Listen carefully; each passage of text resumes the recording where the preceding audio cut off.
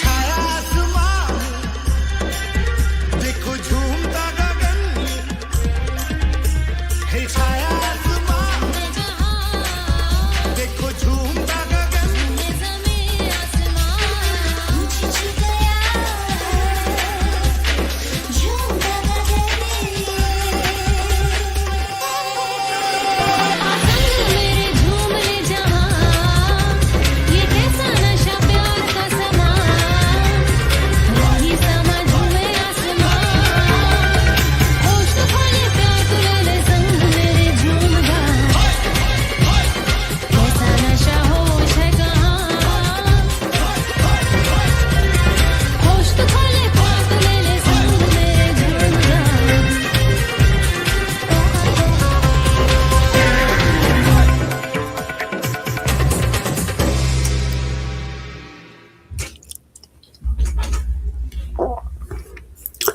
Hello, hello, hello. Is there anybody out there? Okay, this is it. It's Saturday night, and it is July 4th. Saturday night, July 4th, you are in the star room. Oh, gotta put the lights on. There we go. That looks way better. A little bit of something. Got some bright lights going on here. All righty. We're doing readings. Who's in the chat? Let's check that out. Birth time, birth date, birth city, birth state. We do this every Saturday night. We also do it during the week. It's usually a surprise live. This week we did a live stream on Wednesday, was it? It was Wednesday. It was a little awkward at first. The whole Mercury stuff is still a thing. Matter of fact, we lost power yesterday. Absolutely. And today I'm like, oh God, are we going to lose power? Who the hell knows?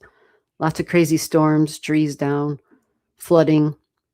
We're good here. And obviously the power came back on, thank God, right? But a lot of crazy stuff. So let's get this party started. Let's see what's going on. Loud and clear. Hey, Christy, how are you? I see you. Hey, Christy, there's nobody else here. I think I got a blue dot on my face. Yeah, I do. My thing's veered toward me. That's all right. Yeah, I thought, it might be a really slow night. People might be out doing their 4th of July festivities and whatnot. Yeah.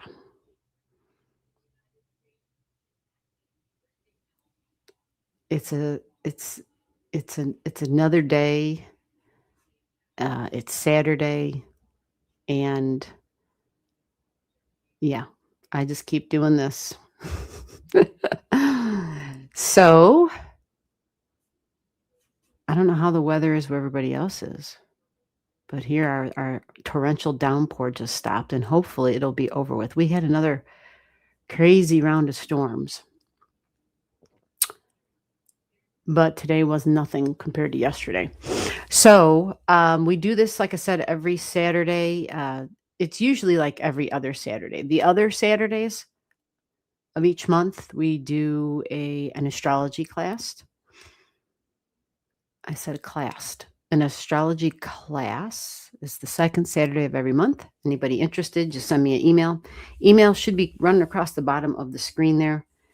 And send us the rain. Holy rain.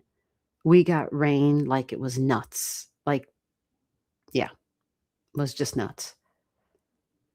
South Australia, what's going on over there? South Australia, Watkinson Cat House, I see you. Knowledge is here. Knowledge said, hi, I'm here. Okay, we can begin. Knowledge is here. We can begin. Look at that.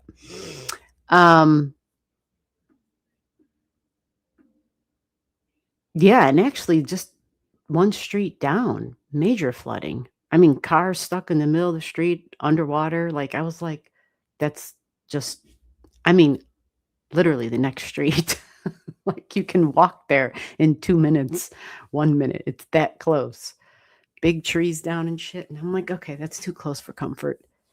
And it was just like an not even an hour-long rainstorm. So much flooding.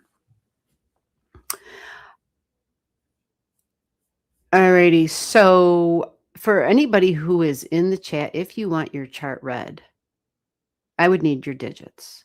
So, if there's no digits, then we will do magical, mystical, metaphysical, because I'm all good with not reading charts. If nobody wants their chart read, it's not a problem.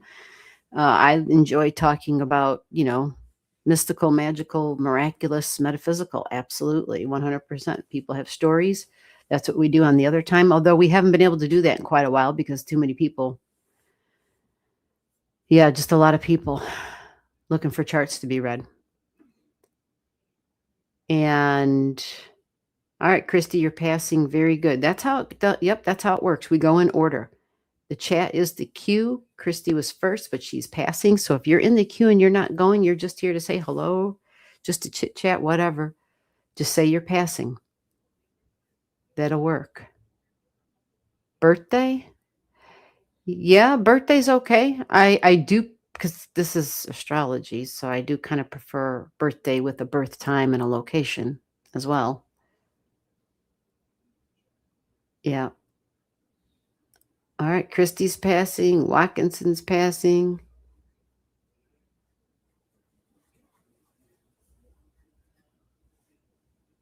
Yeah, Christy, after hearing your stories of being without water and power and stuff, I'm like, holy shit. I can't really say anything. I can't really say anything if we're down for we were fortunate. It really wasn't, I don't think it was 12 hours. Maybe it was a little more than that. I don't know. You just stop counting. You're like, whatever, just go to bed and pray to God that it's on when you wake up. Dusty Blue says, greetings. What's going on, Dusty Blue? Yeah, I'm here for a little bit. Catching you twice. Hey, Gibson, how the hell are you doing? Catching you twice. I know. Wow, isn't that amazing? It's so good to have you here. Okay, Knowledge says born at 7:30 form. I would need an AM or a PM and a birth. Yeah, if you can get all the information on the same line, that usually helps a whole bunch. You follow? It's hot in Brooklyn. What is going on, Brooklyn? Man, I'd like to go there just for the pizza. Seriously. Oh, no, it's all good. This is how we learn. This is how we do it. When there's not a lot of people, it's not such a big deal, but you just never know. 1 minute you got a hand, you just never know. So, yeah. Otherwise, it gets a little insane trying to float around the damn chat up and down, piecing things together, and yeah, it's crazy enough as it is.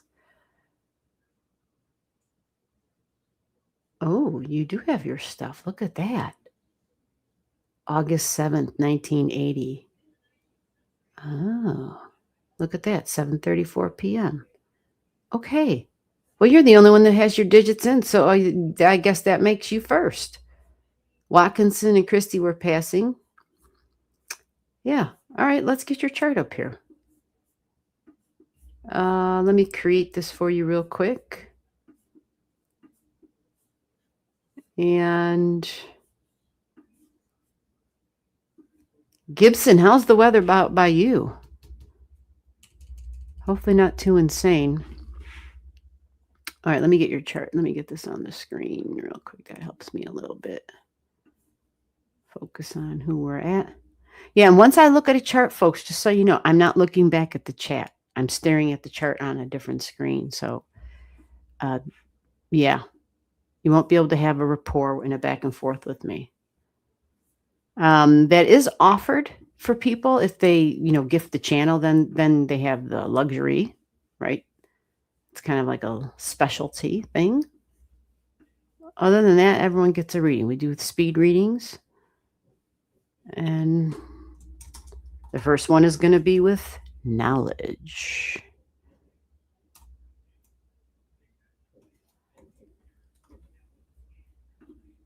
All right. August 7th.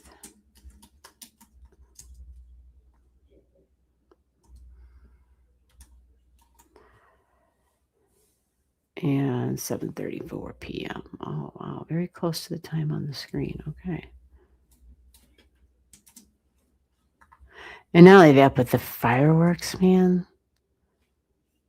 The cats, it really bothers them. Like Taffy wouldn't even leave the room. And I knew she'd want to leave because I'm burning cedar and sage and all this other stuff. And she's like, get me the hell out. So I had opened the door and she did not want to go. But she got up. I thought she was ready to leave.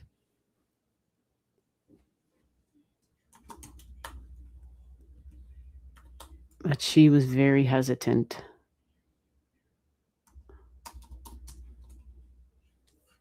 Anybody with pets knows. Nobody likes that shit. Okay. So have you seen your chart before? Oh, Lord. Just so you guys know ahead of time. We'll see how this works. The last live stream, it wouldn't allow me to put charts on the damn screen. I was like, what? Really? And I have worked with it since then, and I have been able to do it. So I'm just giving a heads up. If it doesn't allow me, I'll still read. I just will be, you won't see the chart. But I like to show the charts because this is a learning community. I mean, that's really the foundation of what we do here. It's about understanding one's self by understanding one's chart. So let's see. We got you on the screen. Oh, Gibson said it's melting hot and humid. Oh, the attic apart. Oh, yeah. Flooded with thick heat. Oh, you need like,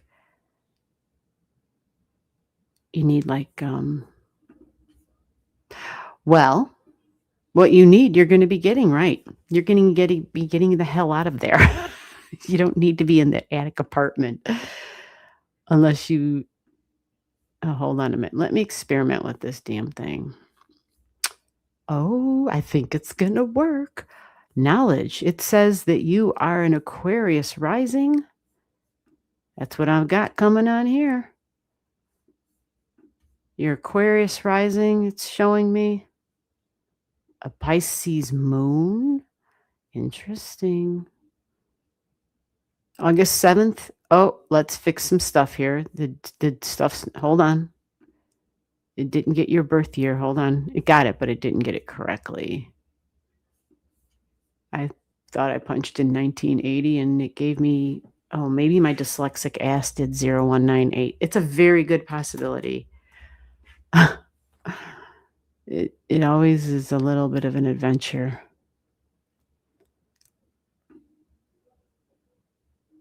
Okay, Aquarius rising at 7 degrees. August 7th, 1980, 7:34 p.m., Summers Point, New Jersey. All that sound correct? Let me check. Okay, so this gives you a Cancer moon, a Leo sun, Cancer moon,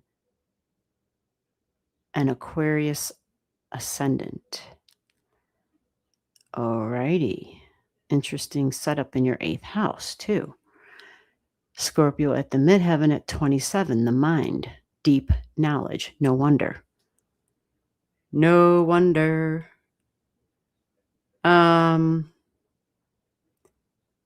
I'm just trying to see where this freaking... Hold on, I got to get to the YouTube channel. Did anybody put a thumbs up on the channel? I got to find the chat so I can read. Just make sure I got this right. If I can find this stuff. And then I'll begin reading. And once I begin reading, well, I'm stuck there.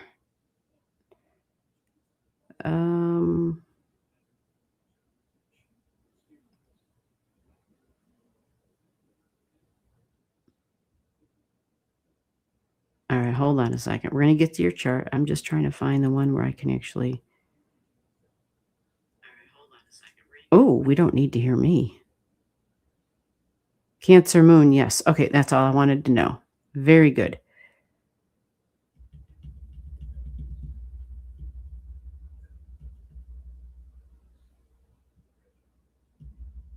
Okay, Gibson. I see you. We'll get to you, definitely. Yeah, we've just started. Christy said sounds complicated. Um, what is it that sounds complicated? But we just started for anybody who has just come onto the scene, so we got time. Again, get your digits in the chat. Make sure that you get it all together on one comment if you can. That would be how I can read your chart.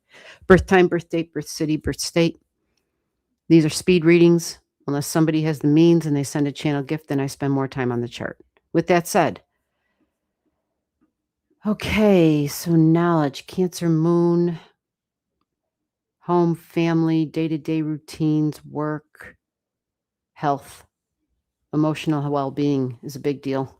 Mental health, a very big deal here. Mom energy, nurturing. You even have your Mercury in Cancer, same thing, big deal. Health, work, connections to health and well-being, physical health and well-being to emotional health and well-being. And the Uranian energy for you, considering your ascendant, is that Aquarius stuff. Very different, unique, something very unique about the way you look. Perhaps you even, this energy, usually these folks either look quite youthful or something about them looks older, wiser, like they're an authority figure, like a boss energy. Yours might have some depth to it, some deepness, some intensity even, but authentic, different, super unique, inventive energy. That is what that Aquarius, that Uranus energy in your Scorpio brings. It brings the depth. It brings the hidden to the surface, likely in a very shocking way, especially because it's at a Jupiter degree. Like, watch out. In the 9th house of beliefs and spirituality, philosophy on life, this can be quite prophetic energy as far as glimpses into the future, like lightning bolt and flashes just comes through. 8th house, that Libra stuff, deeply bonded energy. So change, deep, intense changes within relationships. So there has to be growth.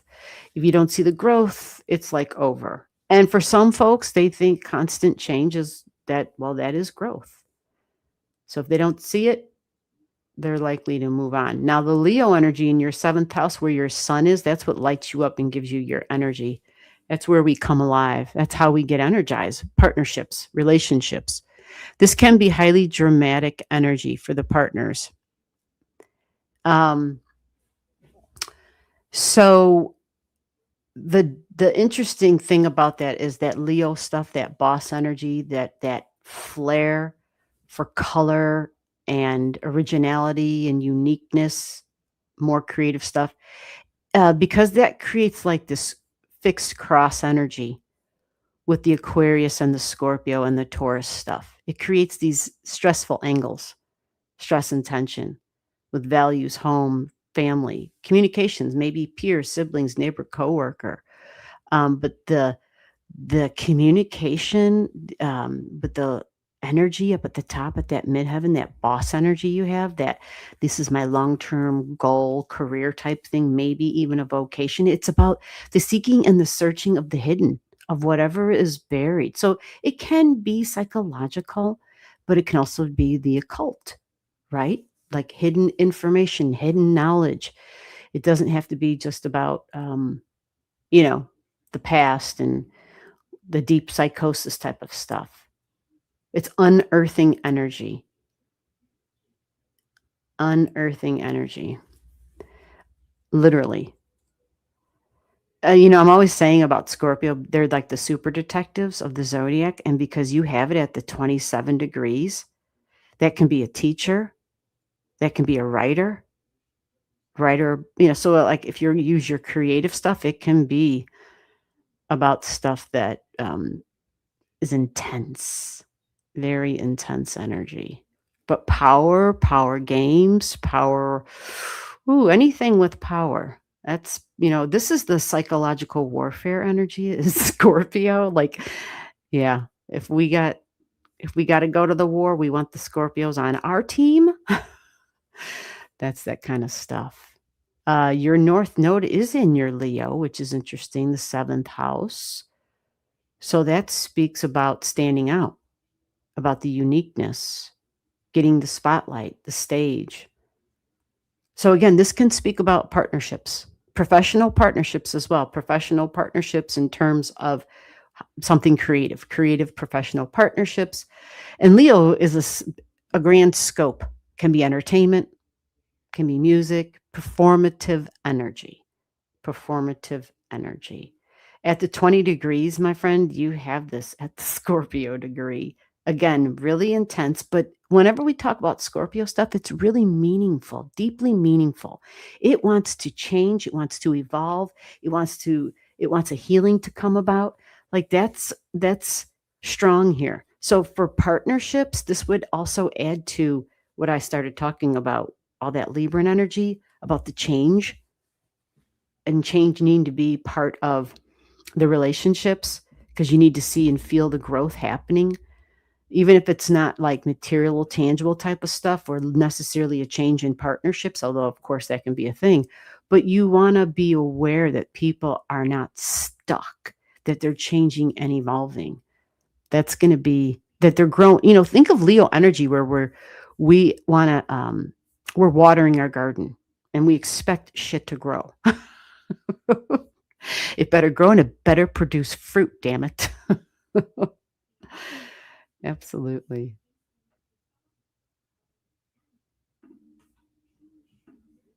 Your work, this might be institutional insurance companies. It might be some of that energy. You have Saturn in Virgo energy. It's a nice trine to your Taurus energy you have over here. So that can be supportive. But I think your water energy is probably,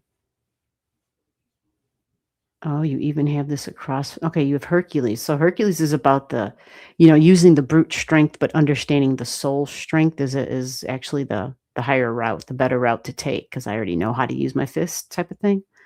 Yeah, but communication comes up in teaching and writing, but uniqueness in the mind energy. So technology, this can be behind the scenes tech. Sometimes it shows up as, oh, I don't know, security, shit like that, online stuff. But it's with institutional and healing energy. So any big institutions of society, you have some strong energy there with the Mercury in a nice trine. But when somebody has that tech and that different stuff in the mind energy up at their midheaven for work and even travel there, right? But truth and freedom are going to be really big for you. Freedom in your work. Maybe you need to be your own boss, but if you can't be, then you got to have the freedom. You got to have some sense of independence, the ability to seek and search. It's all that Saggy stuff. This can be spiritual work. I mean, I don't know. Yeah, it's hard to do spiritual work and get paid. I mean, but Saggy can be a whole lot of other things. These are this is the placement of publishing, that truth, that knowledge, that wisdom, law, the justice, judicial system, that's all that energy. So whether it's judges in courtrooms, that's all that Saggy energy you have there. And even your Neptune comes to 20 degrees, another signature point for Scorpio energy of change, transformation, healing, ascending, the Phoenix rising type of energy. See how it's a beautiful trine to your the Mercury retrograde. I'm speaking like whatever. The North Node. I think I said the North Nerd. The North Node, 20 degrees and 20 degrees. So being independent, standing out, but generosity, acceptance, and truth, even prayer might be a thing, meditation. 11th house is the house of the angelic realm. You have Neptune there, holy moly. And even if it's not like angelic realm, it's the house where friends help us, where we have, friends in high places type of thing, where we can get the help when we need the help. So as far as that's concerned, this will be a pivotal year for you in that Jupiter is going through your house of relationships. And as Jupiter goes through the house of relationships, it can give us opportunities for personal partnerships and professional. And the teaching with Jupiter going through our 7th house of partnerships is do not get married, because it's presenting choices and options and opportunities. And just, yeah, it means you're at the buffet. That's what that means for partnerships. So it will be much better once Jupiter goes into Virgo, and you do have Jupiter and Virgo natally there in your 7th house. But once Jupiter gets there, your Jupiter will be making choices that are more practical and logical, and not so stuck on the Leo energy, which is highly romanticized and fun. And all those things are important, but it's the Virgo stuff that if we can't do that together, if we can't do the plain mundane, stuff together, the doing laundry, the cleaning the house, the things that aren't so exciting, yeah, then yeah, those are the things we need for long term to make it happen, to make it work. All right, we're moving on. Let's see. Anybody else? It's all right. So Jesse Hood said, I'm passing. No problem. Gibson, I think you might be up next. I'm not seeing anybody. I think I saw somebody else's digits, but I think you're next. Yeah. Oh, we put digits in? Okay. Yeah. Dusty Blue. Yeah. Put your digits in. That's how all right, Dusty Blue, you'll be right after Gibson. Birth time, oh, you got him there. Oh, very good. Okay. All right. Gibson says, oh, you said something else. You were explaining. Yeah, just a quickie. No problem. Not a problem. Got eviction notice for July. Tearing down the building. Charts show where temporarily stay until my children purchase a home. Yeah. That's what. Ready to go, happy, painting, fatigued.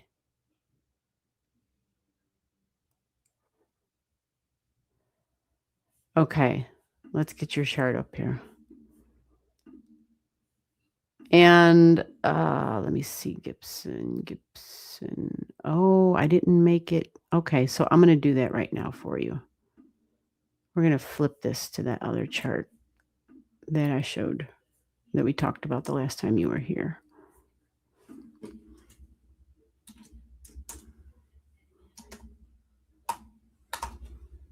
Yeah, poor Taffy.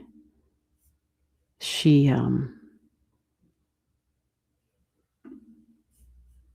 fireworks stuff just really messes her up. And it's not even just the fireworks, is that we had, every time it rained, it was with big lightning and thunder. And she just tries to bury herself. So far, she would dig a damn hole to China if she could, just to be out of earshot of it all. Okay, let's see if it worked. It did. Oh, yes. Thank you. Okay, so let me get that comment off there because it's blocking your whole screen. There you go. Okay, so we're taking a look for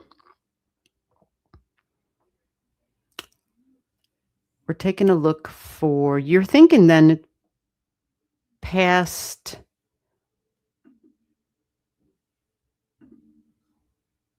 All right, so let me go to the last week of July real quick.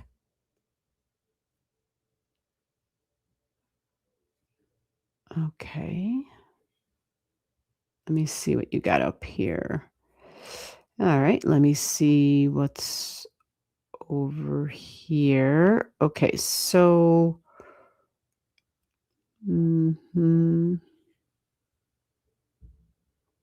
Okay, you got your Venus at 6. That's what I was looking for. Something in Earth over here. Okay.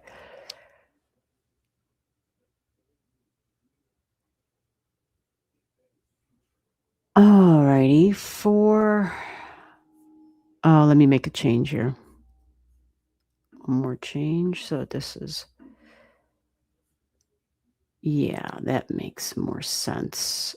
Okay, so Venus training your Hygeia. Hygeia sits for you in this chart in your 5th house: children, fun, joy, creativity, romance. And Saturn is now, okay, so Saturn in this chart, this is probably the moving time. Yeah, because I can't imagine you're waiting for the last day, but I could be wrong. In this chart anyway, there's a lot here in Pisces at 20 and 21. So Saturn is like it's serious time. This is our long-term plan, structure, order, organizing, restructuring, and it's in the 3rd house. 3rd house of my neighborhood, coworkers, siblings, the house of busy, the house of my local community. And Pisces being there, you know how Pisces can be. Things can be a little fuzzy, like we're like uncertain. Things are changing. The lines, the boundaries are changing it. And that makes a lot of sense. The thing I'm going to make sure I mention to you, and I can't remember if I already mentioned this, but the Saturn will be on top of your Pandora's box at that time. Okay, so that just means that, we're staying flexible because Pandora can be the can of worms. So, and I do feel like I've already said this to you, if you were staying with family, but see, this is in Pisces now, in this chart anyway. Let me see over there if it's at, okay, so Jupiter's up there. Oh, look at that. The sun will be right there. Okay. And the wound energy, Chiron at 6, but the Jupiter's at 4 in this chart. Okay. I think you have, let me look real quick, 10 degrees, 21, 25. Yeah, I like that you have the strategist in the home right now. Pallas Athena will be in the house, which is property, which is also like the sticks and the bricks, my physical place where I'm going to live. She is the strategist, and that's a huge help. She is going to be,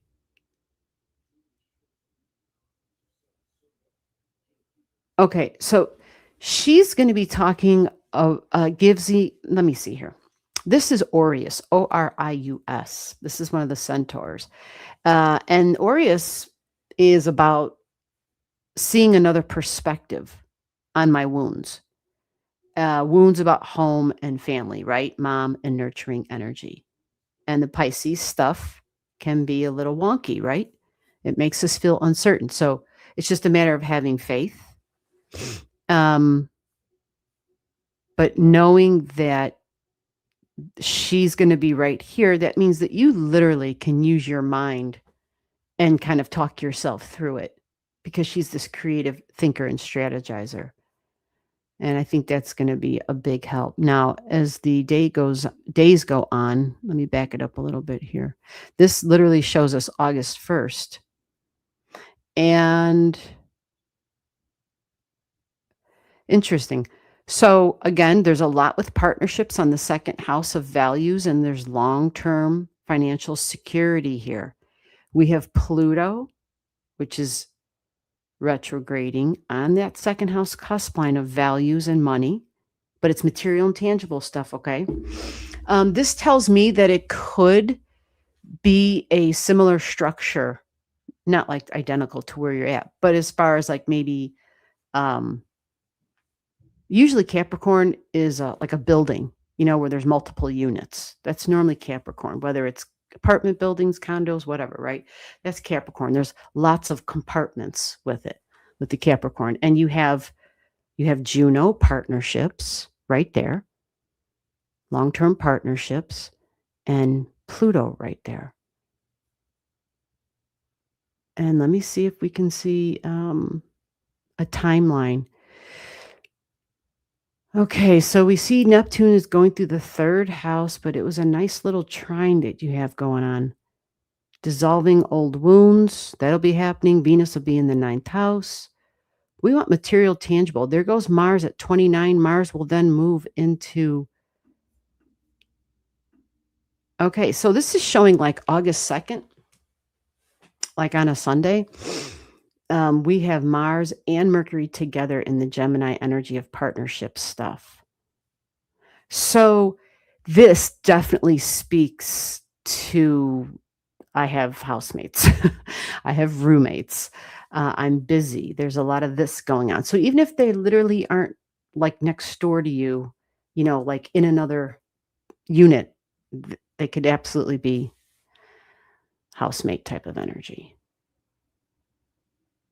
Because partnerships show flexibility in the 7th house.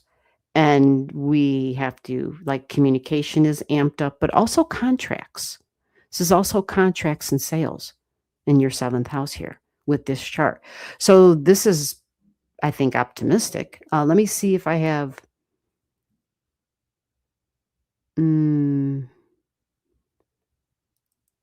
Sirius is right there on that partnership energy at 2 degrees. Oh, I like that. Well, maybe this is something more serious for you. Maybe this is something more permanent as opposed to bebopping in and out. So I don't know if it's literally property, because this would be some stress and tension to the 3rd house stuff of community, but then it can be really wonderful.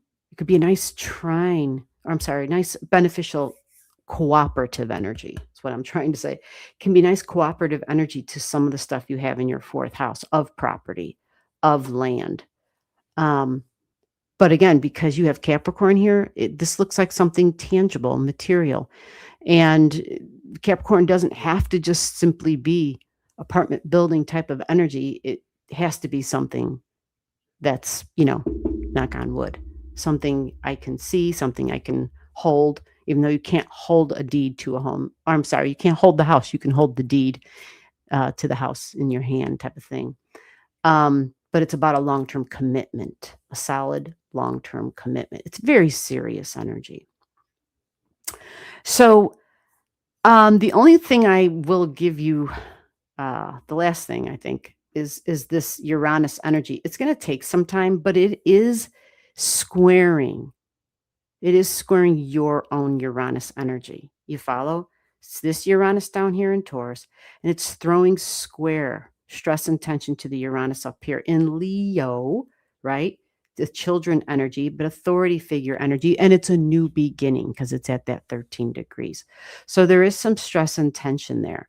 But again, you're saved by your Pallas Athena. Pallas Athena comes up big for you because in this chart, she's right here at the same degree as your Uranus. So there's some stress and tension, but you have the ability to have just a super creative way, thinking outside of the box type of energy, getting ideas, but being able to strategize creatively. And this would be with the bonded energy, deep bonded energy, whether it's the children, energetic bonds, people that we just have even financial bonds with. Okay, this is all connected. So you see, there's a big connection here that's being activated. And the activation, it looks like, doesn't begin. I mean, it's happening, but it becomes more serious once we're like August 9th hits. That clicks to 11. And so it gets within 2 degrees of your Uranus and 2 degrees of this Pallas Athena. So that tells me like there's contact. Something's going on here. And finances, of course, and money is requires networking, requires lots of talking, communication, lots of back and forth. Because options, 7th house, this is what this is. All the Gemini looking for options, lots of different options, and the partnerships that you have built around that. The good thing is that Venus is in the 9th house of communication, but it's in Virgo, which means it's smart Venus energy for you. So that I think is wonderful to see, because it's we need somebody who's a practical thinker, who's looking for the day-to-day stuff, the stuff that, I need my basics. They have to be taken really well care of, right? You don't want some crazy setup. So your Venus energy, um, literally from August 2nd and on, August 2nd to August 9th, you have a nice Venus trining Venus in your chart, in this chart, Venus trining Venus. And for you, that's a big deal, because Venus in this chart is considered your great benefic. So it looks like you definitely have something happening here, something working for you. And because it's in Earth with the Venus stuff, that's very grounding energy. It's more tangible, more material, more, okay, it's just energy where, yeah, it's more reliable. It's more reliable, than fantasy and talking and dreaming. It's getting the work done.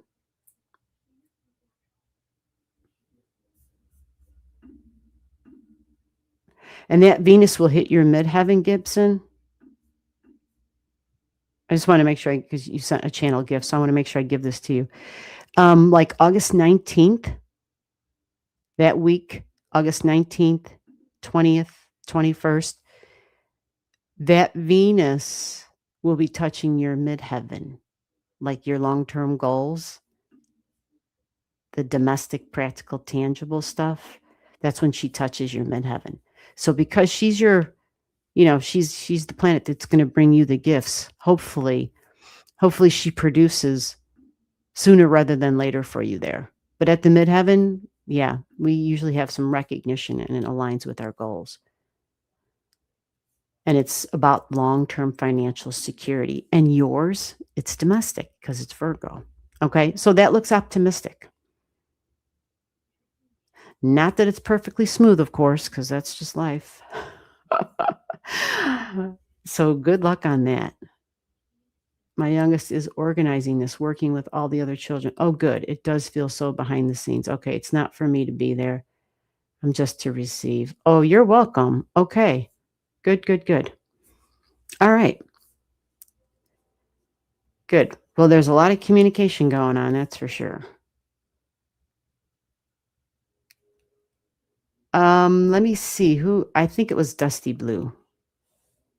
Right? Wasn't Dusty Blue? Dusty Blue, are you still here? Did you get all your digits in on the chat in one line? I think you did.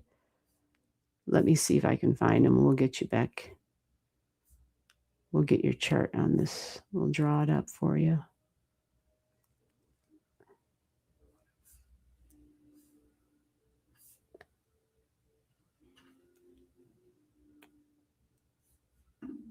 I'm like, I saw it before.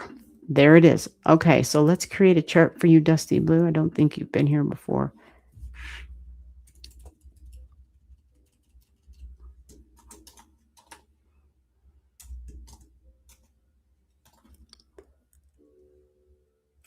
Oh, I see. I did that. Okay. And you have the time. That's fantastic. And for anybody who doesn't have your birth time, just make sure you let me know that it's like, don't make one up. Just tell me I don't have my birth time. It won't be as accurate, but you can still get quite a bit of information.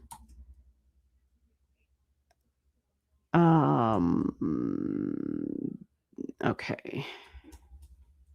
Got to double check my digits, make sure I'm not doing stuff backwards. 12:24 a.m. And anybody else? I've heard from so many people talking about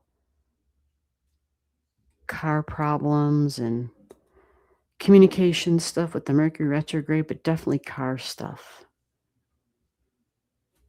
Transportation, local stuff.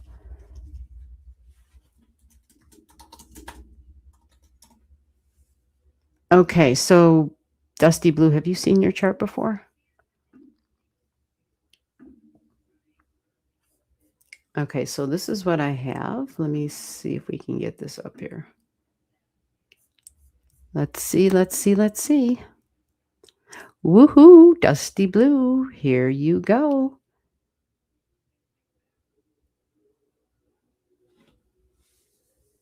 Oh, Dusty Blue's on the 3rd floor. Oh, Lord. Oh, Lord, I'm so sorry for you people on the 3rd floors in the summer months.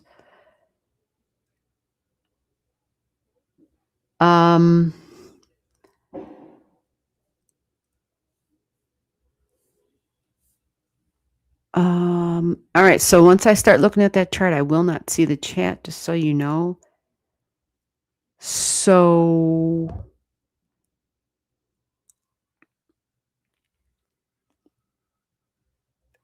Gibson, thank you so much.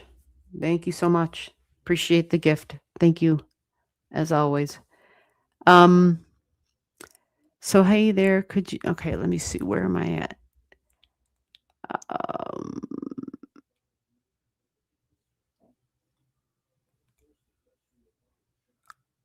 Yeah, Dusty Blue. Okay, I'm hopefully end of August. I'm in a new chapter and being closer to brother and his family in Georgia.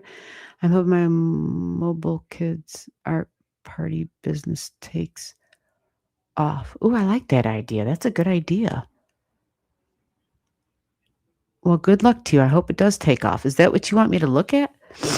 I haven't seen your chart before, so I do have to spend time just looking at your basic chart. Yeah, if you put digits in and you have something real quick you want me to take a peek at, yeah, just give me a couple of words of what you want me to take. Because once I leave the chat and I'm staring and reading the chart, I'm not going back to the chat unless, the only people who get to have a rapport are people who leave a gift, and then they can come on literally and we can talk while I'm going through their stuff, because it takes more time once someone gets on the screen. So Dusty Blue, this chart for you. Did you tell me if you saw your chart before? That's what I was looking for. I have a Capricorn rising. I have a Scorpio moon. Okay. Taurus sun at 6, conjunct Jupiter. Okay. Mercury at 7, but it's ahead of your sun. And it's a retrograde Mercury. Okay. That's a big benefit. Anytime somebody has Mercury in Taurus, having it ahead of the sun and having it in a retrograde is a big benefit. I mean, I realize it comes with its own set of challenges, but Mercury in Taurus, that can be a difficult energy to deal with.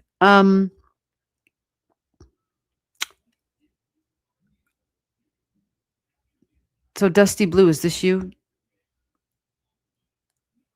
You're Capricorn rising, 21. You're Scorpio moon. You recognize that? That's you? Oh, great. Thank you for answering. I just had to check to make sure because I can't stand reading a chart that's not somebody's. I'm like, what a waste. All right. So with this, okay, your North Node is in Cancer. Oh,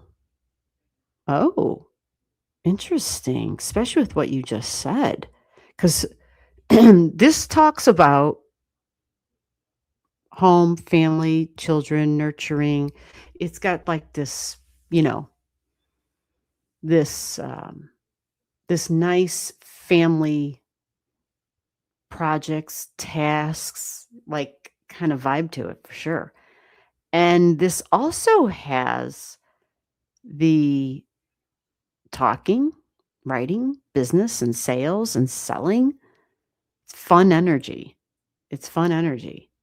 It likes to switch things up. It's about being in my local community, my local neighborhood. Interesting. I mean, this is an exact trine to your second house cusp line, and you have Saturn there. So if this is not a slam dunk, I don't know what the hell would be. I mean, because look, right? North Node at 3. Jupiter in Taurus at 3. Saturn at 3. This is that mini trine. You have the mini trine that we all have up right in the sky right now with the big, slower moving planets, with the Neptune, Uranus, and Pluto energy. But you have it with your North Node and your Saturn, a nice trine, and you have Jupiter right in the center, which is artistic and creative energy. This is using art. It can be with anything, though, with Taurus, Earth, and food. I mean, it's just a matter of how you want to use your creativity. But fun, and Jupiter brings joy and likes to give and can be generous, can get overconfident, can be great vocalist as well. In some way, right? In some sort of kind of way. You even have a retrograding Mercury in Taurus, and that's because Mercury is also the communicator.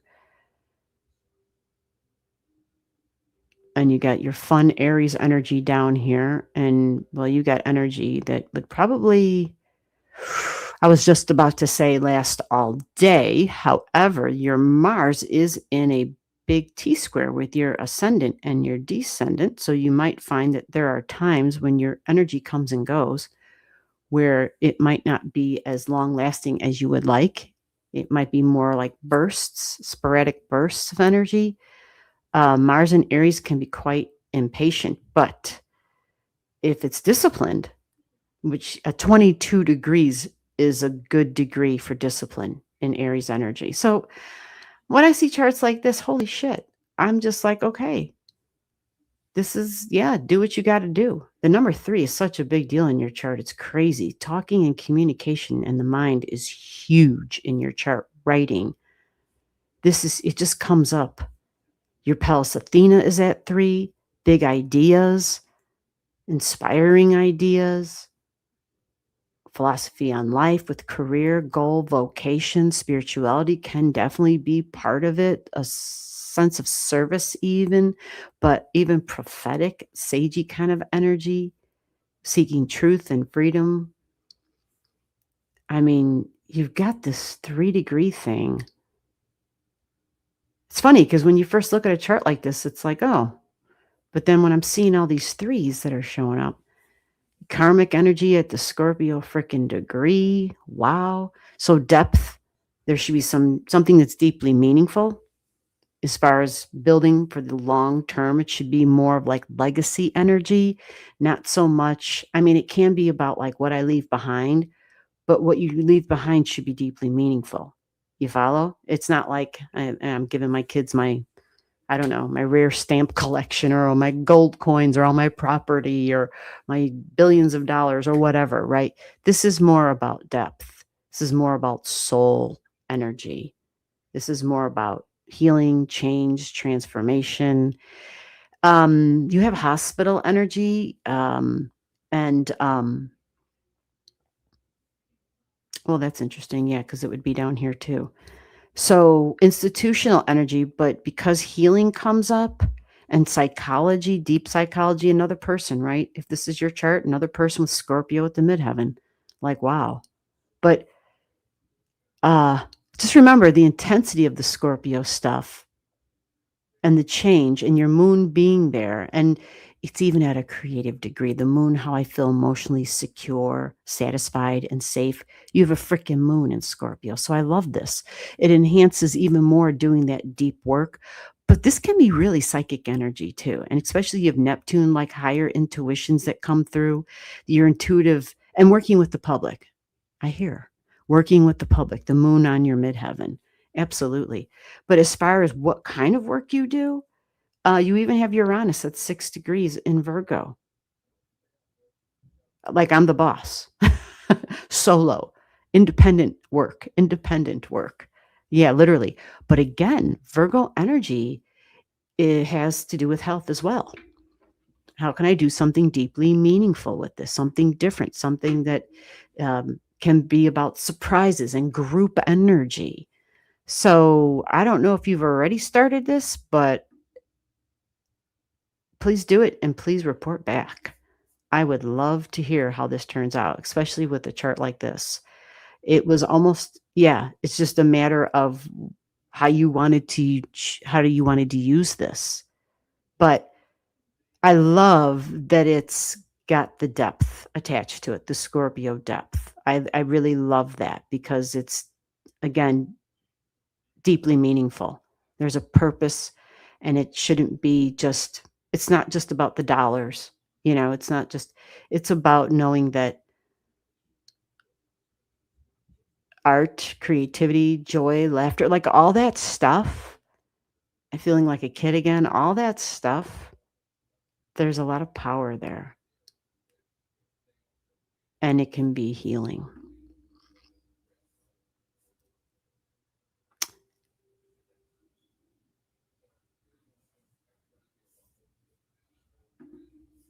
Yeah. I'm really loving this for you.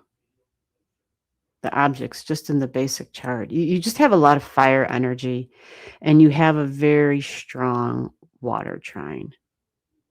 It's really supportive. And when we mix, and you have some good stuff with the earth. And when we mix those things together, it creates some strong support. But retrograding Mercury in Taurus, yeah, lots of ideas of different ways to make money. How to market this, how to market myself, how to sell it, how to talk about it, or talking about it. Yeah, but even partnerships, your Mercury's at the partnership degree. So that's actually it's good. It can be tricky, of course, because it doesn't want to turn off, right? But you even have a nice trine to that with Sirius and Capricorn. So it's really focused on this nurturing thing. And yeah, it brings it down, it grounds it. It makes it, well, it helps to manifest the shit. That's what it does.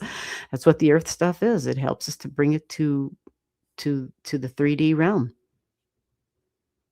Very nice. All right. Well, I like that for you. I like that for you a lot.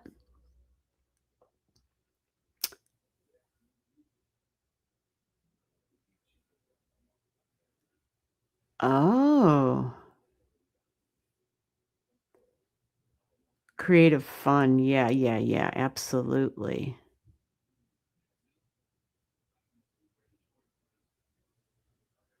Okay. Parents' house. That makes sense. Very good. Okay. I'm glad this makes sense for you. And like I said, I can't imagine it wouldn't work out. But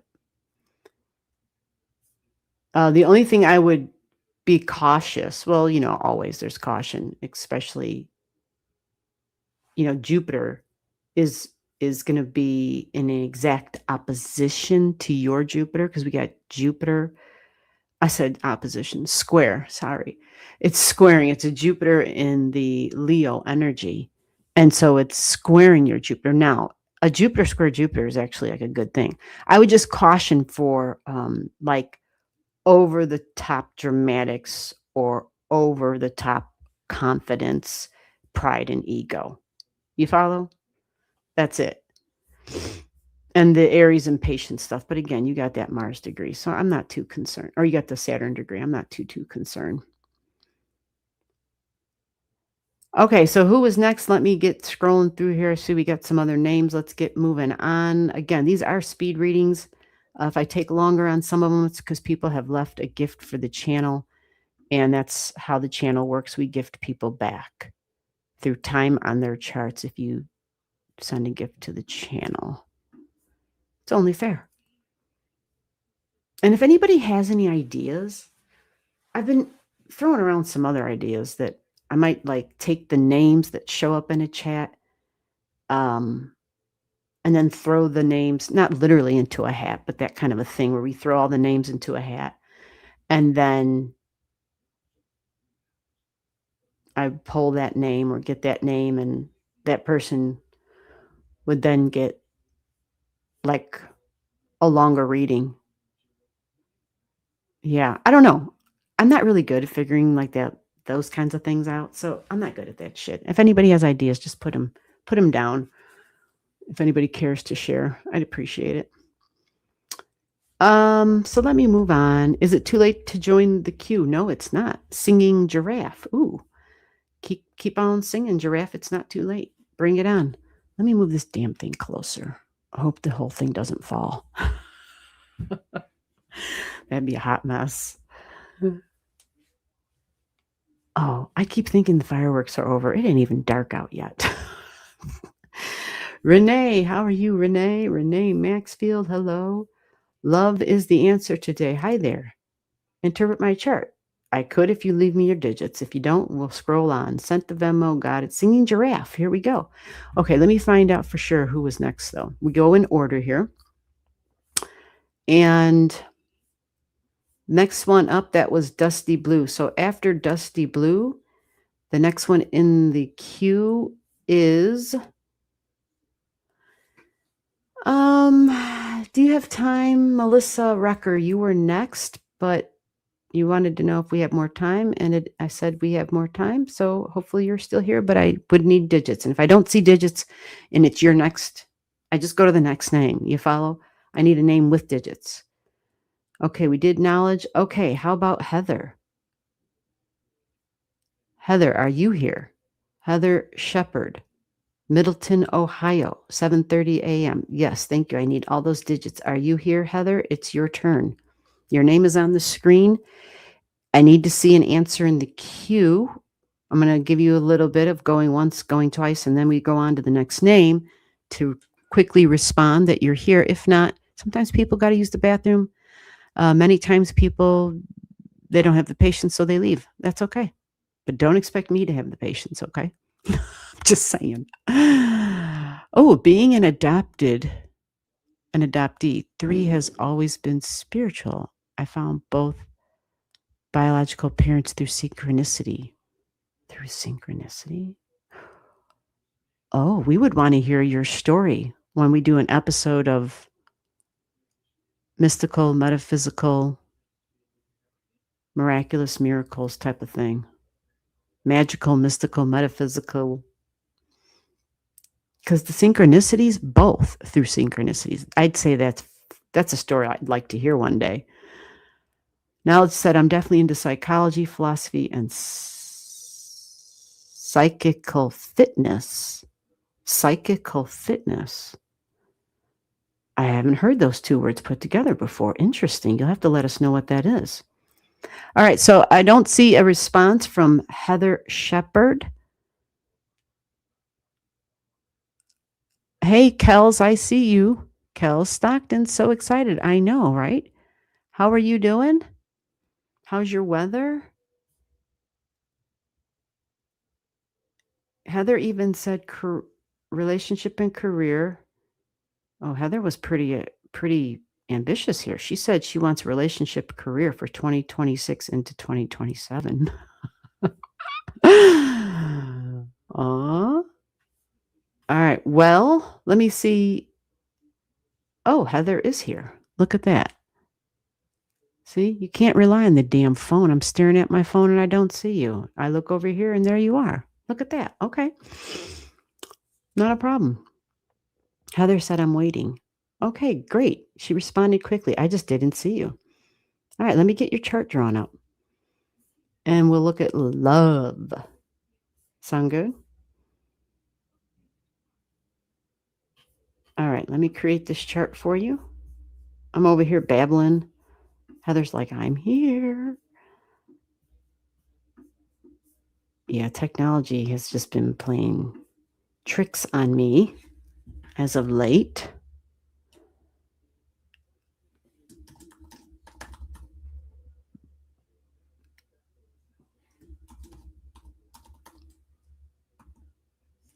Okay. And we have November 14th, 1971. All righty. God, my crazy dyslexic shit. I swear we're in the Mercury retrograde. Man, it just gets...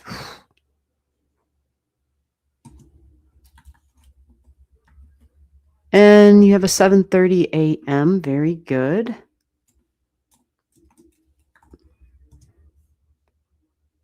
Middletown.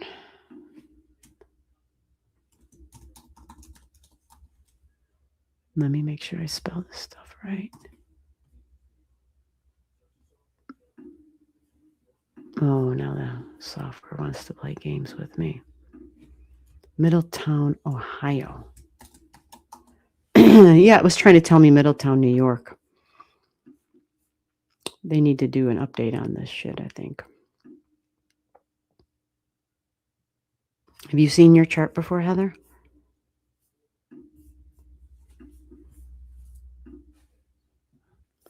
There you are. If this is you. If this is you, this shows me you are a Scorpio on your ascendant at 29 degrees, a Virgo at the midheaven. Interesting. Another Virgo midheaven. You have your moon. Libra moon. Right there. Moon in Libra at 12. Professional partnerships. Okay. In for the long haul, huh? But you do have Pluto conjunct partnerships here as well. Oops. Well, Pluto expects growth and change. And if it doesn't get it, then we usually witness a lot of change. Holy hell, number 11. Is this really you? Wow. That's a sextile to your moon. Wow. You have Mercury, Jupiter, and Venus all at 11. Is this really your chart? Damn. Okay. So, well, according to this, you have a 0 degree second house cusp line as well. Capricorn at 0. Wow. That's 0. Initiation point can be extreme energy, authority, boss energy, like the goat is in terms of values and money and income, work, career. Pretty strong energy there. A lot of earth, a lot of strong earthy stuff. So having all this fire here, spirituality, freedom, justice. Yeah. Freedom of my beliefs, freedom of religion, and very different, unconventional, unique, but man, independent energy is strong. Holy shit. That is strong. Because at 11 degrees and even the Jupiter, I mean, the 11, think of Uranus energy. It is group energy, but it is so unconventional. It is so, like, okay, really eclectic and just edgy and rebelliousness. Because if I don't get to break free, right, this is an energy that's like, I need to be in a goddamn rocket and, technology, inventions. But yeah, tech's big with this. And you have 11 in a lot of ways, too. Even your freaking Isis is at 11 in Aries, connected to fiery, pissed off Eris in the 4th house of home. Ooh, home, family, and mom energy. Watch out. It's in a strong opposition with the moon. Ooh, ouch. That can be difficult. And Chiron's not far away, the deep wounds. Home, property, family, but freedom and independence. Leadership, possibly. Might be some ego and pride here. Narcissistic type of energy. It doesn't have to necessarily be all about you, although that's what Aries typically wants. The freedom. Wants the freedom. And when it's young, it is all about itself. And Aries energy just takes a while to grow up. This is for all of us. It's just the reality. But fired up emotions. Very optimistic. Very optimistic energy in terms of emotions. So that can be good. But yeah, the number 11, whew, it's like, watch out. All that fire at that 11 degrees, someone's going to get burnt. All right, so we're looking for love. I just had to get a good understanding. You have Saturn in your 7th house. Okay, what this says, it's a retrograding Saturn. 7th house is the partnership energy. So when we're looking for love, that means I'm not looking for just the quickie, fast stuff. I'm looking for the long-term stuff, right? Unless that's not, I mean, you have Saturn in the 7th. That's what it says. We're getting together for the long haul. Although this energy wants options, It likes variety. Saturn also represents possibly somebody that's older, more mature. Even if they're not chronologically older, there's something about them that's older. And that's who your partner. Now, it also creates delays. Saturn says, I'm going to make you wait. I can create these long-term delays, meaning that's just the way Saturn takes. Sometimes, yeah, longer than we care to admit. Saturn energy in partnerships. Remember, the Gemini energy, talking and communication is important. And because it's a retrograde, this whole partnership thing, you see this square with Mars? It's an almost exact square. This can be a bit of a challenge if this Mars energy, which is in your third house of talking and communication, this is the emotions. So this can be a mixed bag. There can be times where there can be confusion. Luckily, you have some Aquarian energy here, especially your North Node right on your mind, third house, cusp line. Fast mind, real quick, high intellect. This is the mind of the scientist, literally. Doctors and science energy, astrologers, like this right here. When you mix Uranus and Aquarius, and you even have the deep, the soul energy combined with this. Where the hell were you born? Ohio. Wow, this is a fascinating chart.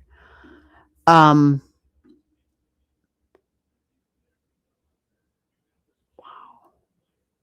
So the Saturn, let me get back to the Saturn. Focusing on this, it speaks to, I've done this before, because Saturn can be heavy and filled with duty and responsibility. And so this tells me then that talking and communication, especially in partnerships, that it can feel like pulling teeth, like work for real. And I don't know if this Mars might make this a little bit more complicated. It might add a little bit more stress and tension than you need there. The Saturn also, because it's a retrograde, speaks that this isn't the first time around living a life with this sort of a challenge in relationships. And that would add to it feeling heavy. At least this is what all the people who have a Saturn retrograde in their chart say, that they really feel like they've done this before. It's just so heavy. It's like, oh God, really? Are we still doing this shit? Am I still living this? So a lot of this can be literally by the words that are spoken, because it's that 3 degree of words. What I do like is you have a nice trine, though. You have a Juno connected to your Pluto, and it's a nice trine to the Saturn. It's very serious energy. Very serious. It's really focused on the long term. So with that said, let's go real quick for you and see if we can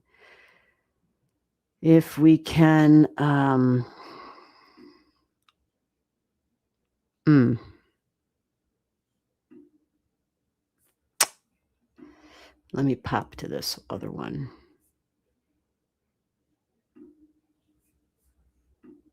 I'm doing some weird stuff, but that's okay.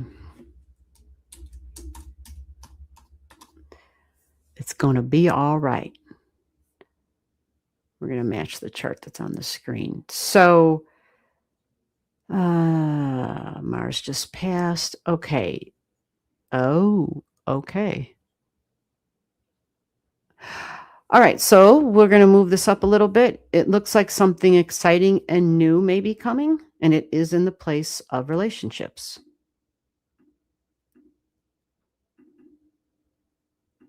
I'm just going to, okay, and it starts retrograding at 11. Oh, of course it does. Of course it starts retrograding at 11. Of course, because that's the big deal in your freaking chart. All right, so here's the way the astrology would be reading for this right now. If you're currently in a relationship, you're looking to spice it up. If you're not in a relation, or you're looking to break free, right? Either spice it up or because you want something unconventional, new, and different. If it's not going to get spiced up, and if that can't happen, then you're definitely looking to make a change, and you're looking possibly for the breakaway energy. And yeah, you even have Pluto connecting to your Saturn, which speaks about changing my long-term goals and the structure within relationships, and maybe rethinking. Maybe there was people that you were like, I would never go for that. I would never, like they're not my type of energy. Because we have Chiron and Taurus, you might be rethinking about what your type is. But the 10 degrees, you're kind of in this energy right now. You're already in it. Literally, you have Mars and Uranus together, and they're on your Saturn, and they're being trined by this Pluto over here. And it's in the house of love and values. So it's a nice trine. And you even have the, let me see if I move this forward a little bit for you. I think that if you can maybe expect, even if it's not something that shows up immediately, September shows whether you're, reaching outside of the normal parameters for you, like the comfort zone for relationship. That's what Uranus will bring. Unconventional love, unconventional desires, unconventional, partnerships. It can also be through a friend, because it's group energy and friendship energy here that pops up.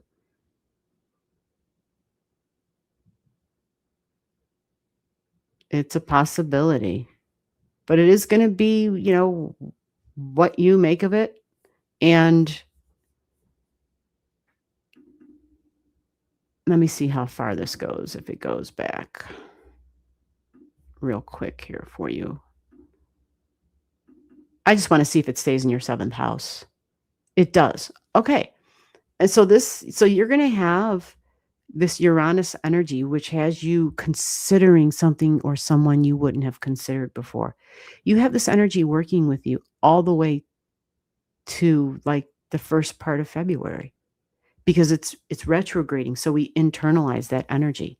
So you have that, I'm considering somebody else. I'm considering different.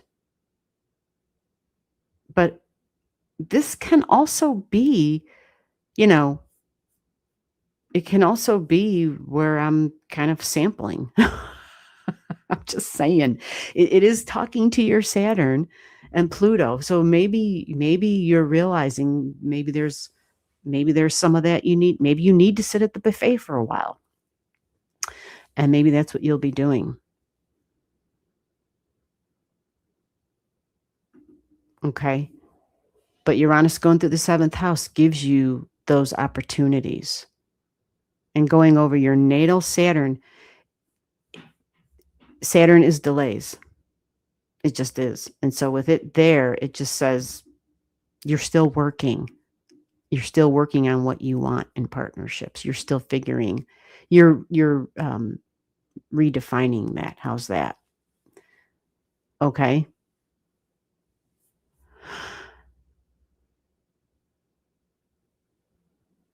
All right. So who is next? We're going to move on. Let me see. Venus and Jupiter at 18. Yeah. Also because Saturn's showing up strongly for like the next, where are we at? We're in the 7th month. Yeah. For the next 5-6 months, Saturn is still showing up strongly, which again creates those slowdowns and delays. So just have fun, if nothing else, and learn. Just take it as homework. Yes, you are welcome. All right, so if anybody is here looking for a reading, I do the speed readings. If you want a longer reading, you can send a gift to the channel. If you go to the details below the live stream, the payment apps, Cash App, Venmo. I think I might even have, yeah, you can always send something there if you want. And then for those people, you get a longer reading.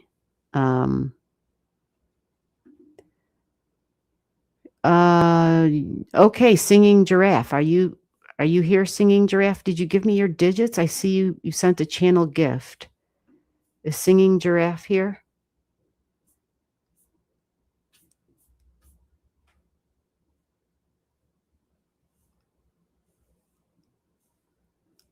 Hey, Zazu, I see you. I didn't see you. Pass to the next person, please. I'm just here to listen. Hey, Zazu. Good to see you.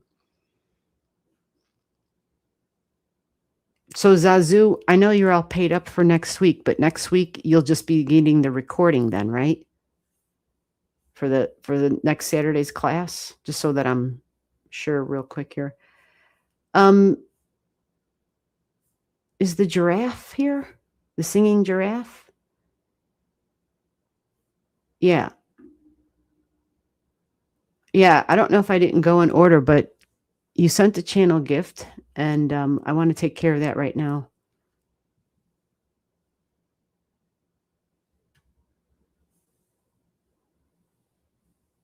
Oh, anybody who shows up, it's never too late, unless, of course, I'm saying goodnight.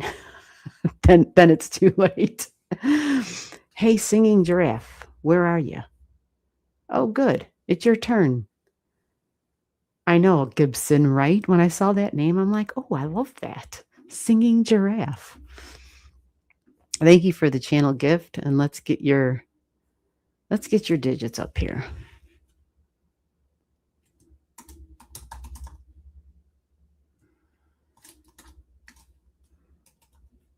And we have December 10th, 1990.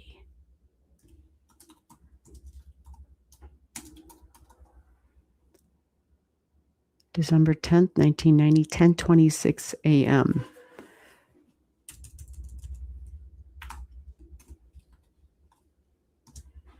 And Washington. Oops.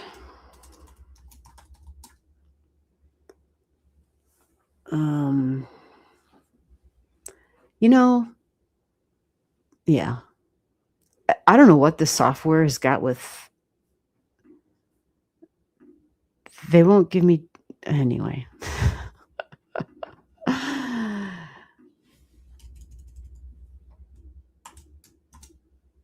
Okay, finally, thank you. Okay, singing giraffe. Have you seen your chart before? And I don't know, did you have you sent a gift? Did you attach a question or a thing you wanted me to focus on? Okay, I don't see it there. Maybe you have it in the chat.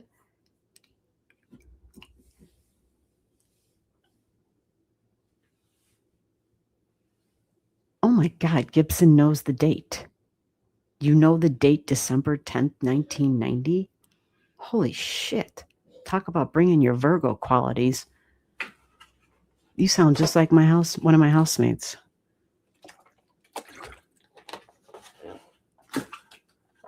Someone says a date and she's like, oh yeah, this is, and I'm like, holy shit, really?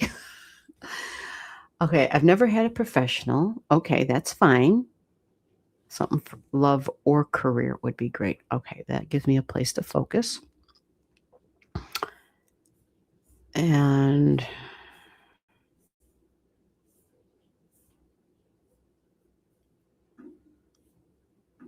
okay.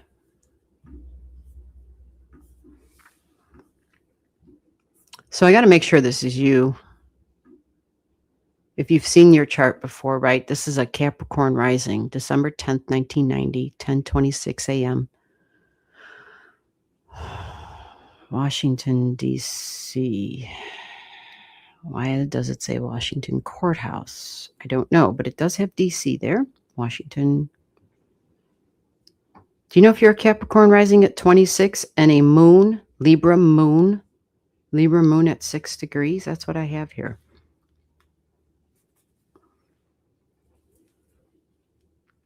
Wow. Got the nodes on your ascendant if this is you. Ooh, Mars at 0 in Gemini. Huh. Let's see. That sound about right?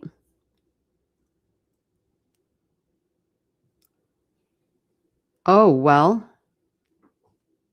a baptism of the Holy Spirit. Holy shit. You're going to have to share that sometimes, Gibson. I would love to hear about that. That'd be our mystical, magical, metaphysical, miraculous experiences. Some readers say Happy Rising, others say Aquarius. Do you know about your moon? Who knows? Libra moon, yep. Okay. Okay, well, this particular chart shows 26 degrees on the ascendant. This is important. That's why we have the birth time is what drives that, nails that down, I should say, with a north node right there. And you even have Saturn there. So if this is you, oh, this is Saturn in the 12th house, though. So career and hidden delays. Aha. You see, you have Saturn. Saturn makes us wait a long time. That's what Saturn does. And it's in the career energy. Now, when a person has Capricorn in the 12th, this can be I work for institutional energy, for corporations, for big entity type of energy. Okay. Capricorn's very structured, organized. It's boss energy, which means you could have that boss energy. Your Uranus suggests technology for sure. You have Mercury and Uranus together here. More boss energy as well. You could be a writer, code, or some other, I don't know enough about tech to talk about it in those ways, but you see these two are together. Interesting though, you have them at a deeply psychological degree, or hidden information, hidden knowledge, esoteric, even soul energy. Really kind of fascinating. But you even have Neptune here. So this can totally have to do with the healing industry,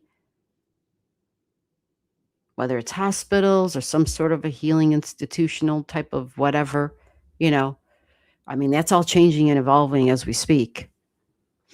I have a big group of people from Canada that come through here and watch, and they're always talking about,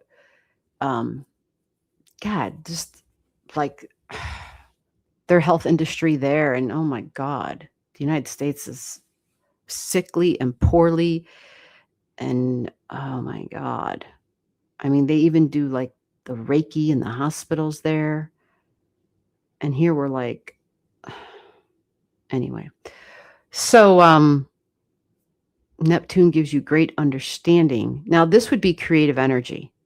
12th house is really creative. It can be highly spiritual, but this is where your Capricorn is. So Capricorn is your career energy. So it can make things seem a little blurry and confused. However, here we go yet again, guys. Look at this. Another chart with freaking Scorpio at the midheaven tonight. Another one. So this is the deeply psychological. Holy shit, you got Pluto there if this is you. Psychology, deeply psychological. These are the super detectives of the Zodiac. Researchers. This is also healing energy. This can be the healing intuitives and stuff like that. Medical intuition or whatnot. But these are the deep diggers. These are the excavators. They drill, they dig. This can be for gold, for oil. Precious metals. This can be rare earth minerals. Like this is what you have at your midheaven. Now, because it's Scorpio energy and Pluto is right there, it has to be something that is deeply meaningful. There's none of this. Yeah, there's such soul depth to this. It's got this authority figure, boss, but the Pluto being there says, but I am the supreme boss. There's a lot of power here. Now, with that said, it's a combination of, and that might be where the catch is, where the hang up is, or the hang up's the wrong word. It's a Yeah, it's like I'm being shown like a power, like a battle. It's an inner battle because it's a battle of soul versus personality. Um, but with Pluto, this is soul energy, absolutely. It doesn't have time for that pissy ass personality stuff. But that's where it gets difficult because our personality is like, oh, but I want to do this, especially since, if this is your chart, you have a 0 degrees Mars in Gemini, and Gemini is the mind energy. Okay. And Mars is definitely a lot about the ego and the personality in Gemini. Lots of ideas, scattered brained, jack of all trades, master of nothing type of thing. But it can be all over the place and have us scattered. And, it can be very fun energy, but this is also the energy of the writer. So whether we're writing out my emotions, Mars can be very inspiring, actually. Mars at 0 in Gemini, writing energy. So there's a lot of creative writing even, and you even have a degree that this is exactly this, 12, creative writing in Gemini, creative speaking, whether it's screenplays, movies, whatever the hell, make believe, but play and pretend. Can even be sound and music and poetry. There can be some of that. This is that chart where you kind of have to make a decision. You have to decide. And maybe you feel scattered having to make that decision or pulled. Maybe that's really the like, can I do both type of thing. But the soul energy comes up pretty strongly here. The public and the moon and the emotions is also strong as well. You have a node. Your nodes are working with the public. So whether that's in a creative way, because you have it in partnerships in your 7th house, but again, that can be working one-on-one with the public in some way. That's just like me working here. I'm working with the public. But if somebody, says, hey, I want a private reading, then I'm one-on-one. So it can be like that because you got it at the 28 degrees south node. Very nurturing energy. Like this is one of your superpowers. Home, empathy, empathic. This is also partnership energy for you. Okay, so personal and professional. And you have Jupiter in your 7th house of opportunities. Jupiter brings lots of opportunities. So this is career and love. It's both. Partnerships, professional partnerships, but also personal partnerships, who I'm going to commit to. You have Juno and Jupiter. Juno and Jupiter were husband and wife. They trine in your chart together, and that's connected to your sun. Interesting. And that's at the Virgo degree. So the details and the health, the projects, the tasks, spirituality comes up. And that would be what kind of recharges your battery. And that's in the house of friends. That's in the placement of, I have friends in high places, the angelic realm. I can say that for this chart in the 11th house. And your Venus at 27. So that is your love language. Your Venus at 27. Talking and communication, big ideas, but freedom is huge. And independence is huge. So that's probably absolutely going to have to be part for you to be happy in terms of relationships, but also in professional partnerships. A certain amount of established freedom would have to be part of, whether it's leadership role or, just moments where I get to work solo. Talking, communication, voice, vocals, singing, we've got down here with Taurus in the 3rd. That's the house of communication. Again, this is social media, but it's anything online. Writing comes up again. Beautiful words, beautiful sounds. So let me see something really quick. That's Jupiter. Yeah, that's partnership energy. Jupiter is your great benefic, so you should have lots of opportunities for relationships, personal and professional. Now, with all that said, because let me go check some transits for you since Venus is in now the singing giraffe, I don't know for partnerships, if you're looking for masculine or feminine energy, but you will have Venus touching in with Jupiter in your chart. You follow? So when Venus and Jupiter meet, like that's husband and wife energy, right? Venus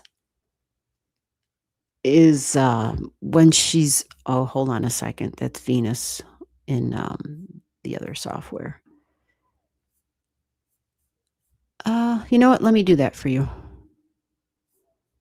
Let me flip this over to the other one just to give you a peek.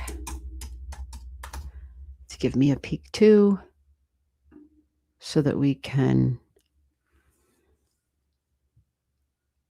Okay. Oh. Oh. Okay. Oh. This looks very beneficial. This can be cha-ching. This can also be love. Because with a chart like this, for a lot of folks, but definitely for yours, like the love and the money area, it's like they come hand in hand. Because you got Libra at your midheaven in this chart. You also have Jupiter in the 7th house in this chart as well. But you're gonna have Venus, the love energy, like this week, touching in and talking with Jupiter, with vertex, fated energy, which means you can meet somebody. And it's going to be a Venus training your own Venus too. Interesting.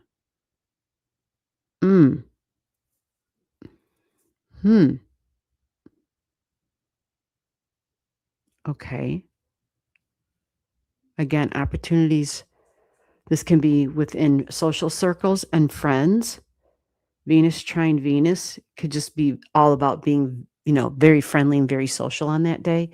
Venus usually likes to bring gifts. So maybe you're gift giving, maybe there's a partner that brings you gifts, but it may be a little bit of recognition because it's Venus in Leo energy touching the vertex point in partnerships. But this can be the professional partnerships, okay, as well. And that's a pretty quick energy, just so we're clear on that. That's pretty quick. But your great benefic is this Jupiter. And see, this Jupiter here is going to line up. So the timeline on that, actually, you already have Jupiter sitting right here on your south node.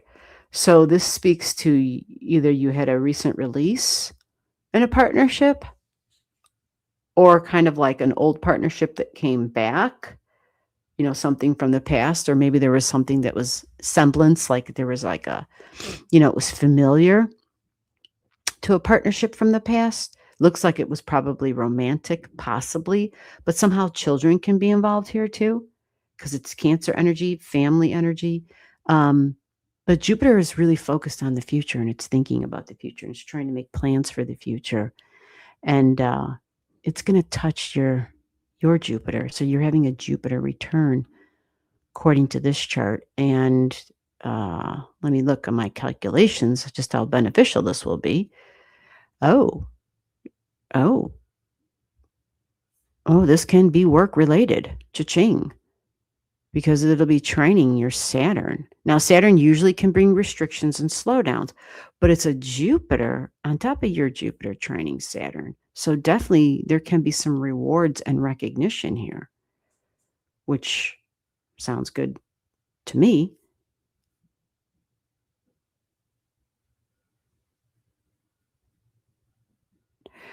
As far as partnerships and the work, there is a Hygeia, which talks about the health of something. So the health of the emotions of my partner, family. You want people who are going to be feeling familiar, almost like their ethnicity or ancestry, that there's going to be some sort of a foundational bond there that has to do with the past and childhood. Or again, maybe they're from the same country or something, like the ancestry stuff. Some similarity there can be there. But that Hygeia gives us a report card on it. And your Jupiter is at the relationship degree. You follow? So at the relationship degree, this means this is a big focus on that. And I think there's a lot of support, especially if you're looking for something that's long-term, meaning we're not playing games. We're all adults here and we want long-term stuff, right? We're in it.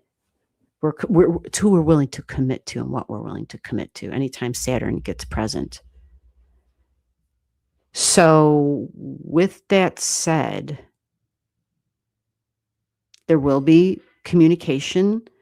There might be some tricky communication. There might be some difficulties in as far as Aries energy being feisty and a little fired up, because Jupiter will trigger this wound that you have here at this time. Oh, this is August. I'm sorry. I don't know if I told you that.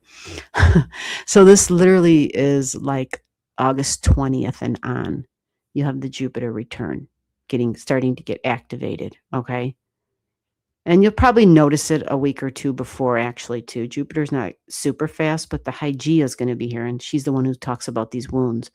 Wounds about my thoughts, my thinking, but this is coworkers and peers, neighbors and siblings. But romantic partner comes up again here because it's coming up by degree. So the stress and the tension is square energy, all right? And that is what happens with the Jupiter. But again, because it's your great benefic, I think that it can be an optimistic time.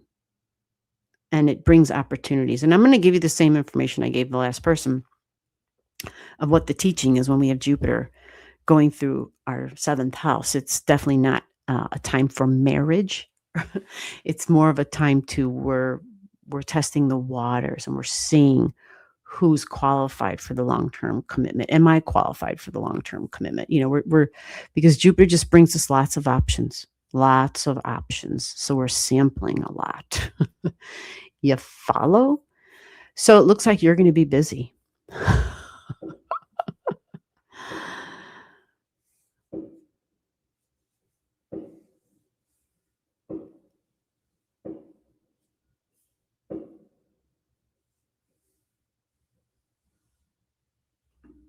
Yeah, it looks like you'll be busy.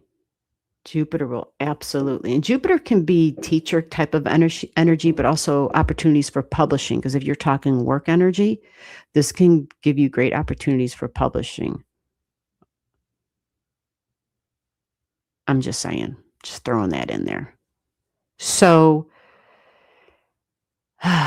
yeah. I'm hoping that this helps and gives you a little something to look forward to.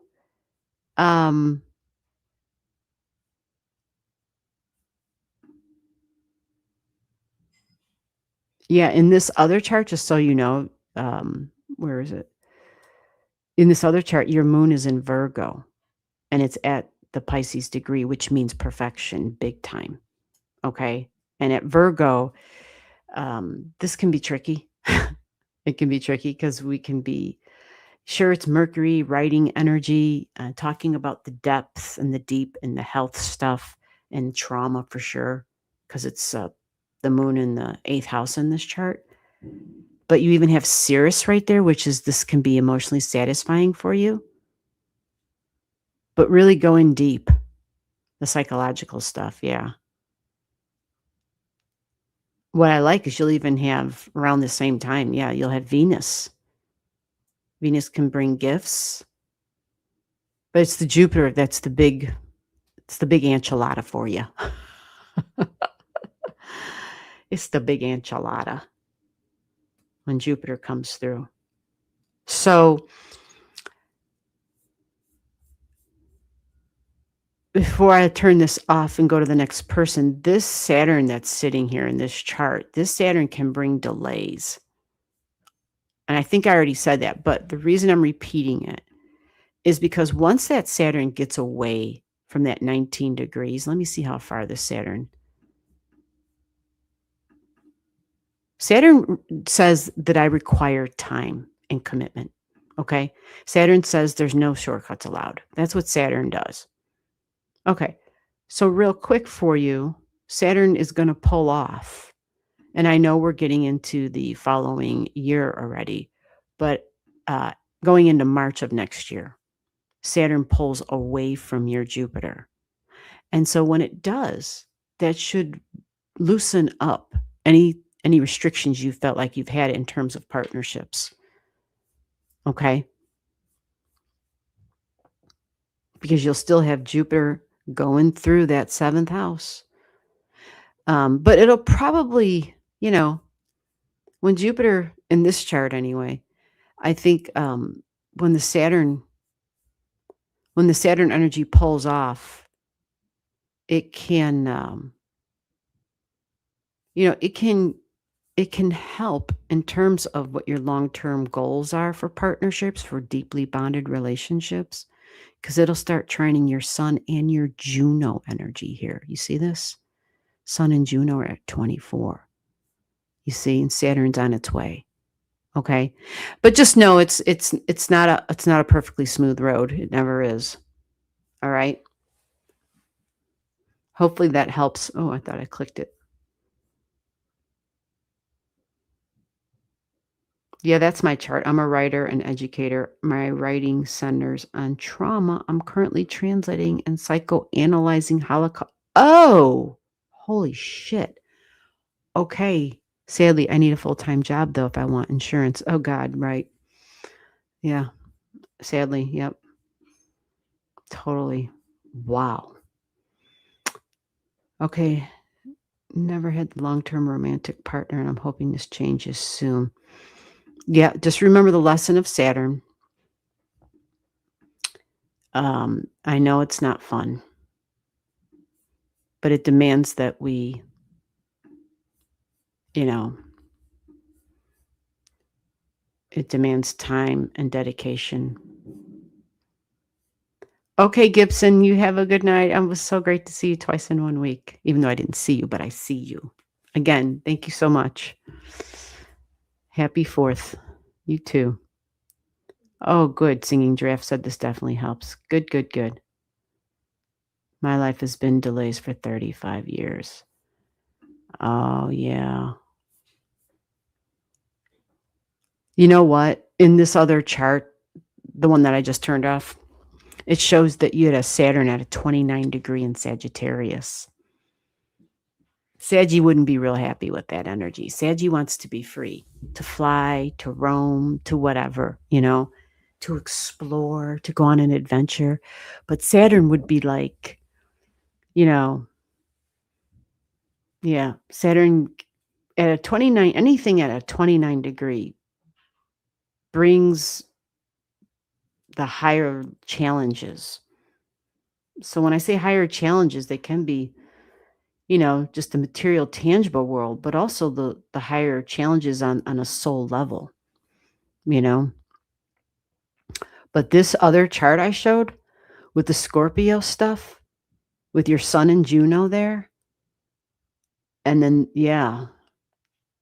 all the trauma and stuff. Wow. Wow, wow, wow. That's why I like to look at both charts. They really give a more complete picture. All right. So who is next? Let's see how much I think Singing Giraffe, and then I don't know if anybody's still here. People usually get impatient and leave. Let's see here.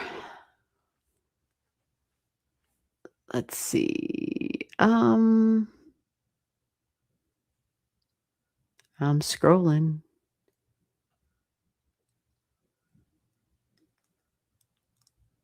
Lick Slew, how are you?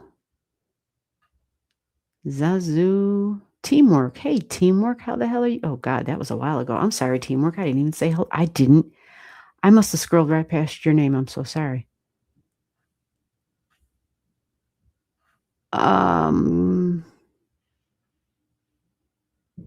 Love is the answer today.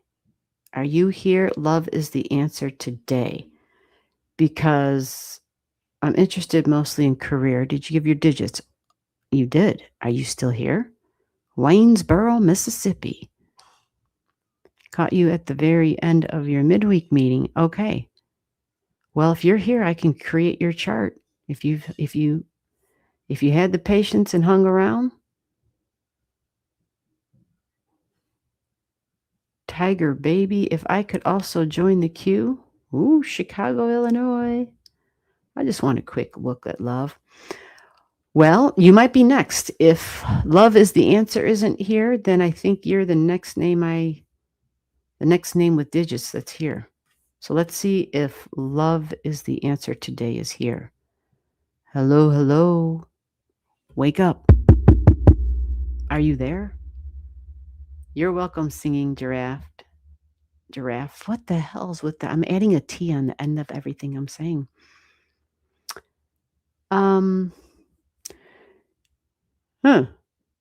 You hurt me so much. Look at that. December 12th, 1984. Born at midnight. Well, you hurt me so much. You might be next. Just give me a minute. We're going to do a going once, going twice. Love is the answer. I called your name. Are you here? I don't see you showing up, but let me check the other. You might be in the other live stream. Let me see. If you are, I don't see you, but I see who else we got.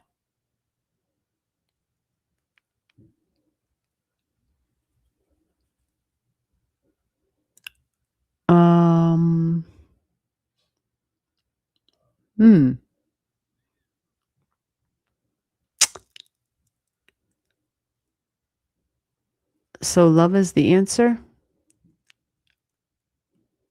Are you still here? Hello, hello, hello. Okay, I think we're scrolling on. Right? I know, I'm staring at my damn phone. I'm just trying to see, because sometimes, the StreamYard is supposed to show me both the vertical and the horizontal. All right, so how about this? We're going to take roll call. Who's here? You hurt me so much is like, I'm here. I see you. And it may be you. You might be next, because we're doing a roll call. If whoever's here who's still waiting on a reading, let me know. Okay, so Nina said I'm here, and Tiger Baby's here. Okay, so look at that. Very good. All right, so Nina, I do have your digits. I see you showed up here, but I gotta see if Tiger Baby was before you.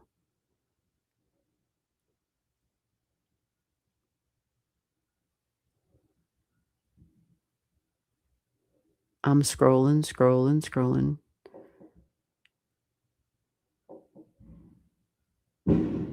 Oh, wow, we're hearing the fireworks now. They're coming now. Okay, so Nina Baby, it looks like you were first.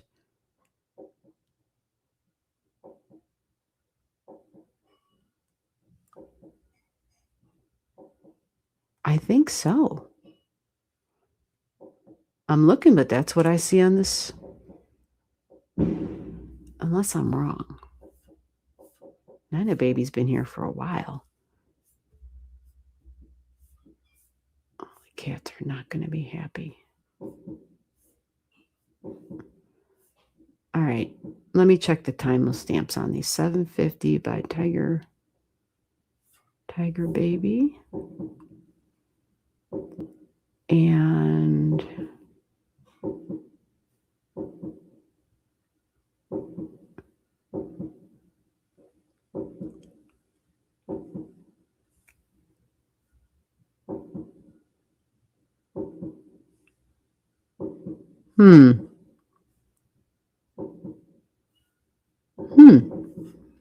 boy.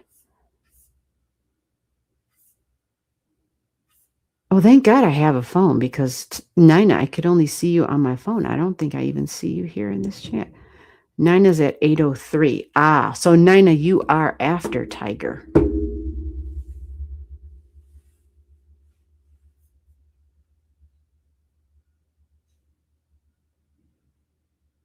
Okay. All right, let me go find Tiger Baby. All right, Tiger Baby, it's your turn. Let me go and get your digits and we'll create your chart.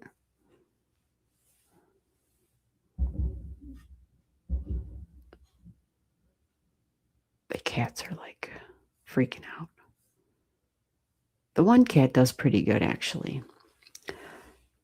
Tappy's like, oh, hell no. She gets really stressed. I mean, you feel bad for her. The next day, she looks exhausted. Okay, so here we go. November 16th, 1998.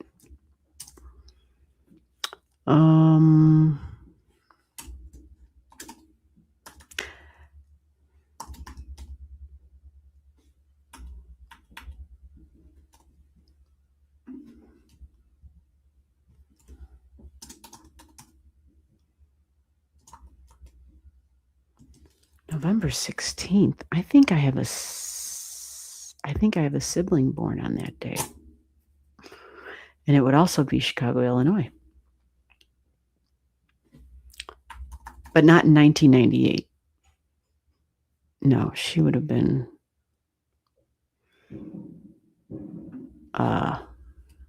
yeah.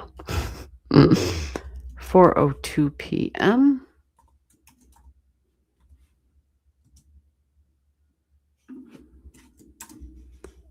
And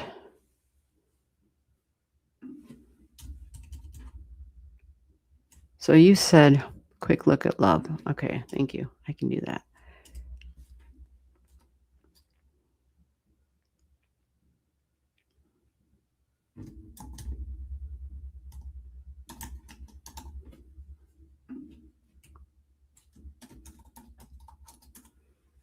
Okay, so have you seen your chart before?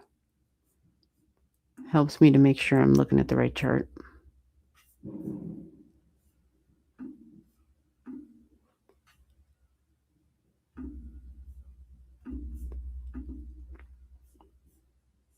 This is showing, let's see if we can get this up here real quick. This is showing a Taurus on the ascendant. A 29-degree Libra moon. Oh. Wow. A 28-degree Venus in Scorpio. Wow. There's some intense energy here. If this is you. Libra moon, 29 degrees.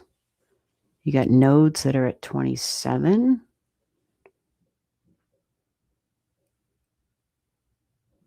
You have a Pluto in a relationship degree.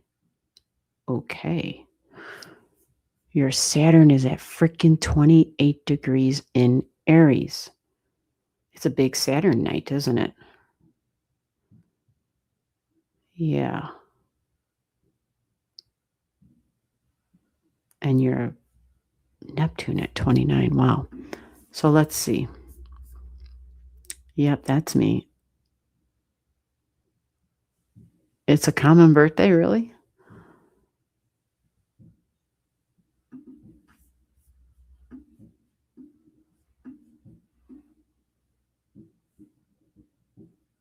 Well, yeah, I believe my sister's that day.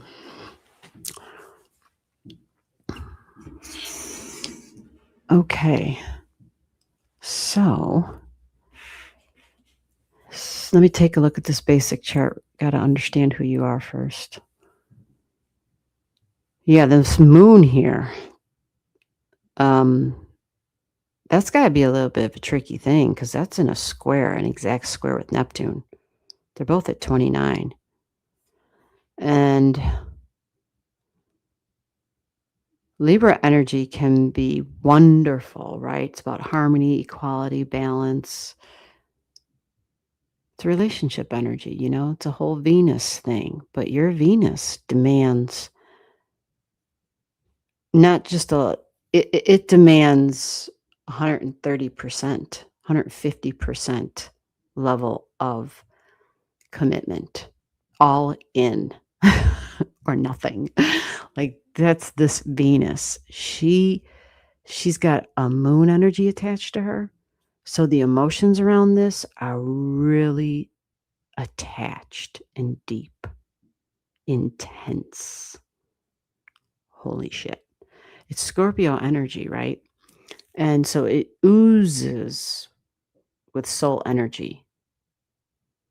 But desires are strong. And Venus, if she's not super careful, the Scorpio energy can be a bit of a challenge for her normally harmonious and balanced take in life. And that's, and I'm only saying balance because of she rules Libra energy, right? But your Libra is already squared with the Neptune.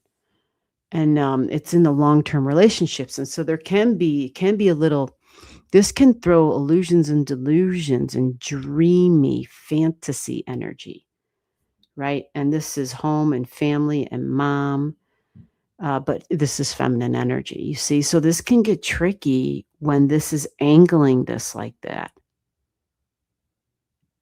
It's this, I'm under this impression of Neptune. Now, here's the other thing.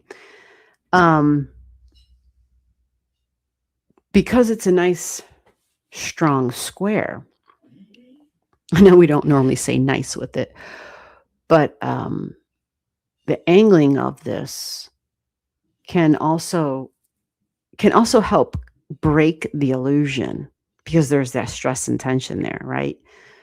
And so we might have been given examples, like if in our relationships, especially day-to-day, like domestic relationships, this can include work too, like when I'm at the job, when we're working with feminine energy. But these will bring the higher challenges because it's 29 degrees, which is always going to bring higher challenges. Meaning it's not going to be small stuff. And this brings just an intensity to it. It demands, Scorpio wants deeply bonded energy. And somebody has to be able to bond on all of the levels, mentally, emotionally, soul-wise, energetically, physically, right? Sexually. It's got to be able to bond on all those levels. Otherwise, it's going to be disappointed.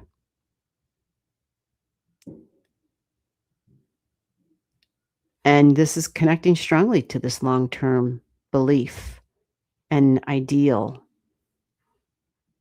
and dream in bonded relationships, partnership energy. Okay. All right. So that's really important to understand. You have a lot of stuff at 11 degrees when it comes to the bonded deep Scorpio energy. This is an energy that demands trust. This is the energy of course, psychology. We've talked about it all night long. Deep psychology, trauma, and wounds. You even have Chiron here at a Uranus degree. Wounds with an authority figure, possibly. Or wounds with authority figures. Wounds with my individuality and uniqueness, possibly even too. But that comes up a lot of ways here in your chart. Independent energy, very, very... This can be like a lone wolf energy in a way, because Scorpio is a fighter, right? It can be that soldier, and it can go the distance. These are the people we want on our team, as opposed to fighting against them, because it understands all the tactics, other than just the physical and the weaponry. It understands the psychological angles, and so it can be like, wow. Okay. Now, with all that said, that helps me to better understand. Oh, I forgot to mention, and this is important. This is why I'm mentioning all this. You see this Pluto here at 7? Yeah, that's partnerships. It demands an intensification. There's a spiritual connection, a spiritual intensity, growth and change that should be part of the relationships. That'll be a vital component. And it's at the opposition of Sirius, which is my needs and how I feel nurtured. So communication as spiritual comes up again. That's a big component of this. It can be freedom, though, because 9 degrees is freedom in these relationships. But probably a spiritual connection in some way, whether it's we have the same spiritual beliefs or whatever. Okay. Now, let's throw this chart up so we understand one part of your personality, and let's go to this one and let's see what we can come up with here.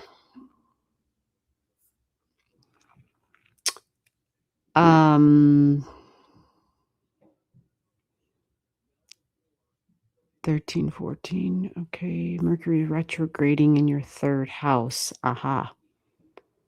So thinking, talking, communication, the emotions.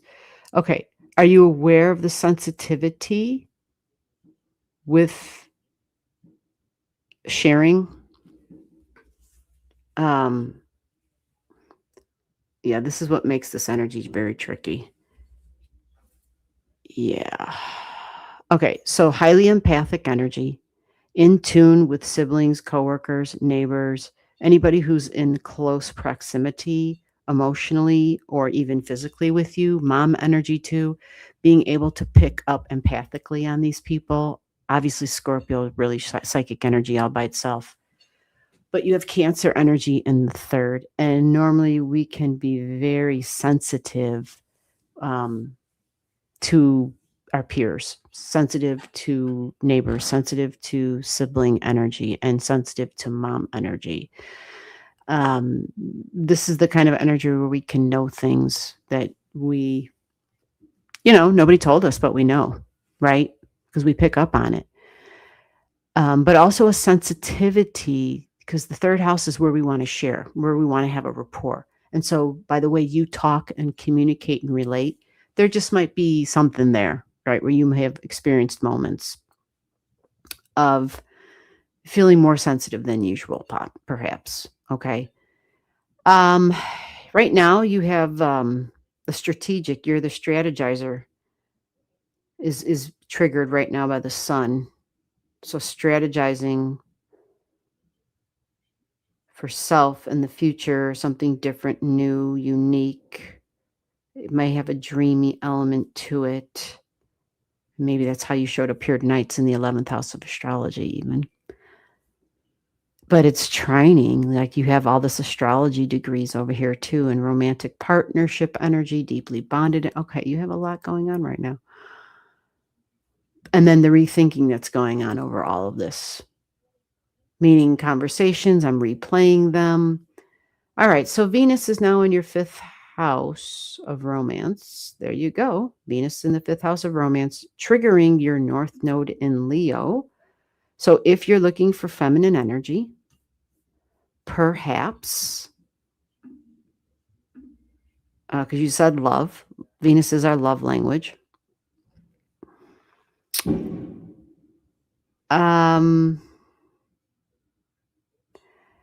Yeah, this may trigger desire energy for sure.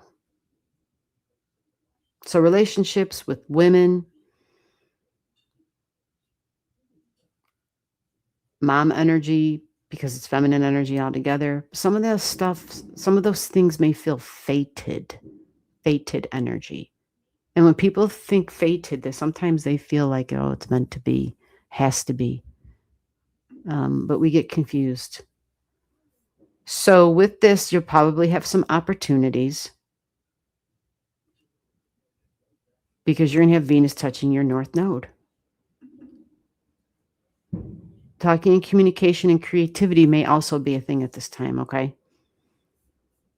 May also be part of the desire for. And I think this is a Venus squaring. Oh, it is. You'll have Venus squaring your natal Venus. Okay. So the love thing, yeah. It's learning about the ebb and flows of love and in relationships. Talks about energy that can be clingy.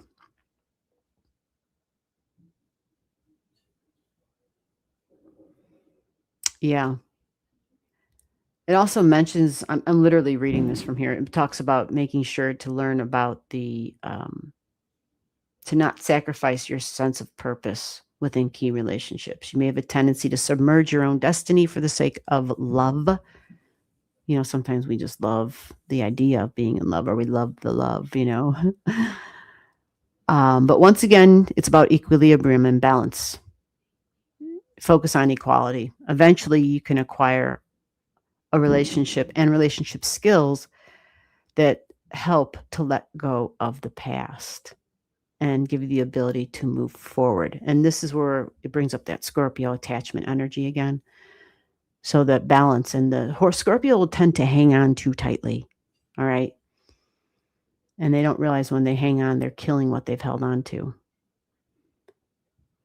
So eventually you'll get keen. You'll have sharp relationship skills. Okay. But only after letting go of the past and moving forward. This could be coming to terms with your own relationship needs, or it's perhaps letting go of relationships that don't serve you anymore. Understanding love is one of your life lessons. This could be applied to just simply an exchange of emotions and values and money with loved ones. So with that said, in your chart, Jupiter is your great benefic, not Venus. But in terms of love, I don't know if you're looking for Venus or Jupiter energy. Venus would be, I'm looking for females, feminine energy. Jupiter would be, I'm looking for masculine, male energy. And having a Venus squaring a Venus and your node being triggered, it's, again, really more of you internalizing and understanding yourself better in order to have a relationship, sustainable relationship. Now, with all that said, we do have Jupiter going through Leo. And what does Jupiter have on its mind in Leo? Oh, well, we all know. Romance and fun, mating, dating, relating, right? Yeah. Courage and confidence is what's on the menu for you, because it's in your 4th house of your emotions. And I feel like you might have an opportunity. Once your Venus and your Mars talk, they'll still be in your 5th house of romance and mating, dating, relating. And it's on a more practical level. It's a smarter Venus when she's in Virgo. And then she can talk to your Mars. And so that might be an opportunity to meet somebody, or to have, because I'm not exactly sure what you're looking for, but this is like, the end of July energy. Okay. It's the end of July, and you'll have Mars going through your 2nd house of love at that time. So you will be communicating, and you will be on the prowl and looking, even if it's just, doing this. But yeah, when people say love, I mean, that word means a lot of different things to folks. And with the deep Scorpio energy that you have in your chart, and the deeply bonded stuff that you demand, because this is for everybody with Scorpio, but because it's your love language, okay, there's something here about learning to trust yourself too. Because at the end of the day, once that's cleared up, then we can learn to trust others. We receive that trust, and we don't betray ourselves. We love ourselves. We respect ourselves. We understand we're worthy, as opposed to needing that outside of myself and like needing it from others. So I'm sorry that it's not just a quick answer. Like, this is deep. We're talking Scorpio energy. It's very deep, and this is in the 7th house of partnerships for you. So if you're not looking for a partnership when you say the word love, then fine. If you're looking for just some quick fun shit, then I'm sure you'll be successful. Because you're going to have Jupiter in an opposition to your Uranus energy. And again, end of July and for a couple weeks after that, at least. Okay? So if that's what you're looking for, well, then there you go. And you'll have some opportunities to be at the buffet, I guess is the word. Okay, who's still here? I usually end round now. But I don't know, maybe everybody already left, which is fine. But I think Nina, I think you were next. And if you're still here, I'll take you as the last person. And then for anybody else, yeah, come on back during the week. Next Saturday is the astrology class. But I will be here during the week sometime. Never know if it's going to be Monday, Tuesday, Wednesday, Friday. You just never know. I don't think I usually can ever swing a Thursday, but if I can do it, I will. So yeah, put your alerts on. That way you know when I'm live, because I really kind of have to work with it, with what's going on in the house. Kels is still here. What a trooper. Thank you, Kels. It's so nice to see you. Okay, so Nina, you are here. Okay, let me get your chart, and then you're going to have to be the last person, Nina, because we're at that time. I'm scrolling. I'm looking for her digits. I know they're here.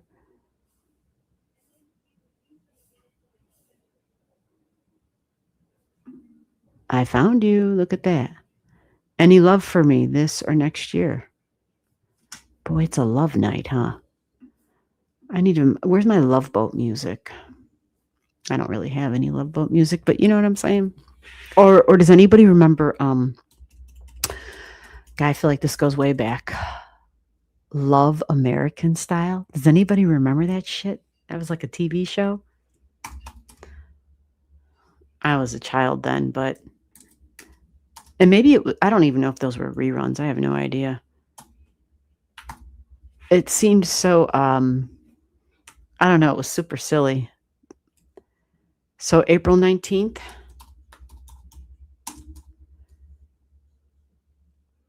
1980. And we have a time of 3:50 p.m. Very good. Hey, how have you guys been as far as getting sleep? Hasn't it been insane with Mars in the opposition with Pluto? It's like you don't even need sleep. I wish I could have this all the time.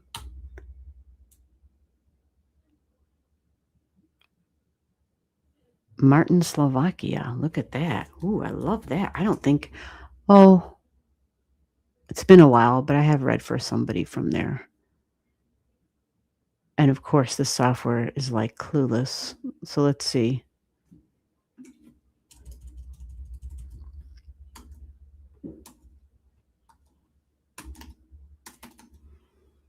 Yes, Slovakia. Are they spelling it right?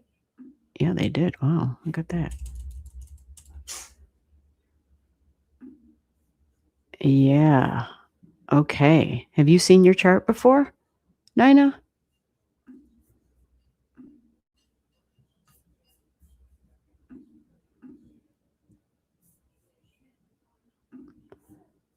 So this is showing April 19th, 1980, 3:50 p.m.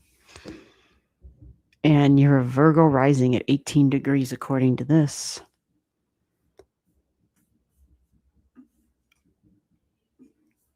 Look at another 29-degree moon. Look at this in Gemini. Woohoo. Ooh. You have Ra, the Egyptian sun god there. Wow. The ability to take control of a situation, to overcome obstacles, to find resolutions, to get past blocks, and figure out the workarounds. Yeah. Wow. So you're like the troubleshooter of troubleshooters. Wow. That's your moon energy. Multitasking, huh? Look at the wow. 29, Jupiter at 0. Okay. You have a really powerful little mini trine here, and you want to know about love.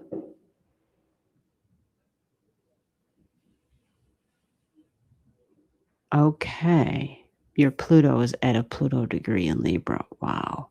And you want to know about love. This is in your second house. Holy shit. So this is really similar. It's not identical, but it's very similar to a lot of the stuff I just said about the last chart.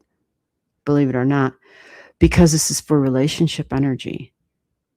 And it's a lot of Pluto energy, Scorpio stuff, right? Deeply committed, deeply bonded on all the levels. It demands that because this is, Scorpio's intense and deeply meaningful. Like we connect on the soul level, the energetic level, the physical level, the emotional level, the spiritual level. Scorpio's like all the levels, all of them. Bring it on. The deeper we go, the better. Like that's Scorpio stuff. So let's see what else we can look at here.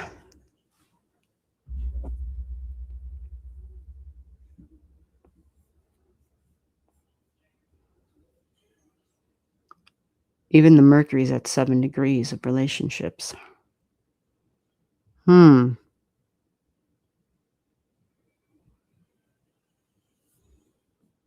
Communication.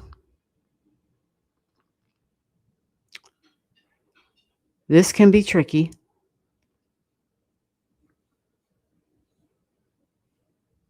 You got the really psychic energy, and I get flashes, downloads, literally about people's pasts, about their soul energy, about who they are before they've told you who they are.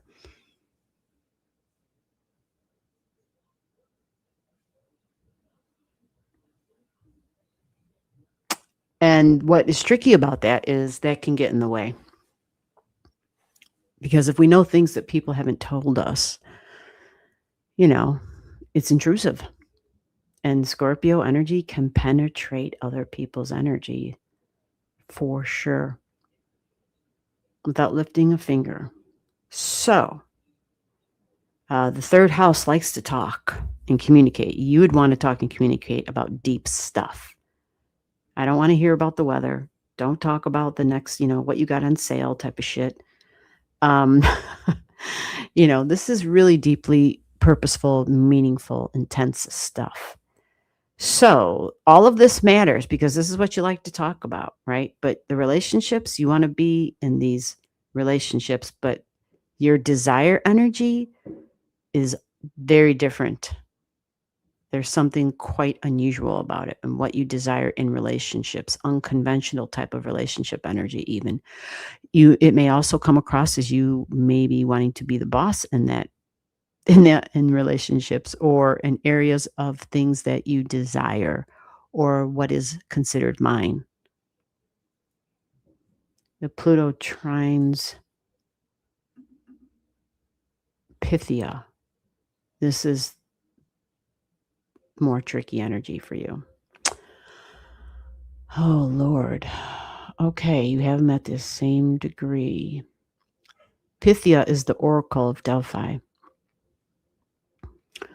So when we know things, right, whether it's about our friends, people we might consider to be in a relationship, people we are in a relationship, people who part of the significant one-on-one relationships. This stuff, this knowing of stuff can get in the way. We would think, oh, that's great, but no, because we know too much. We know too much. Yeah, you've got the 11. Okay.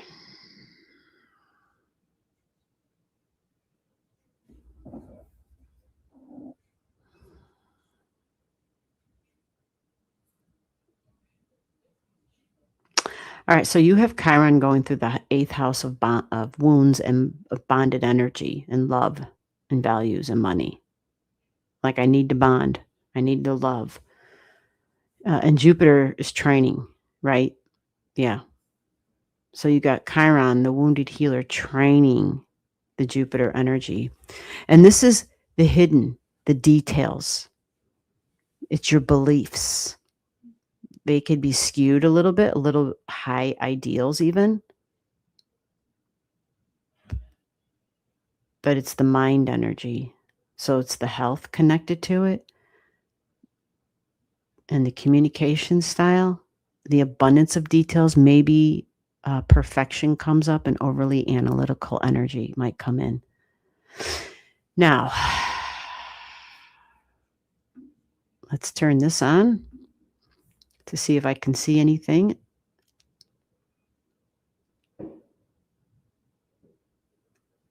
Okay. So we got Neptune here. You have Neptune traveling through your 7th house. Here's the thing.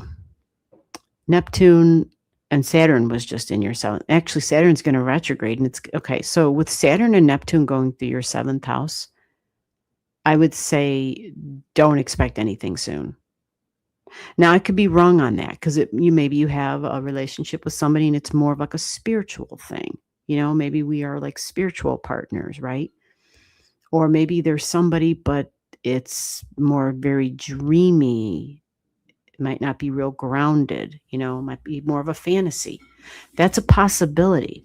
But see, Neptune blurs the lines of reality.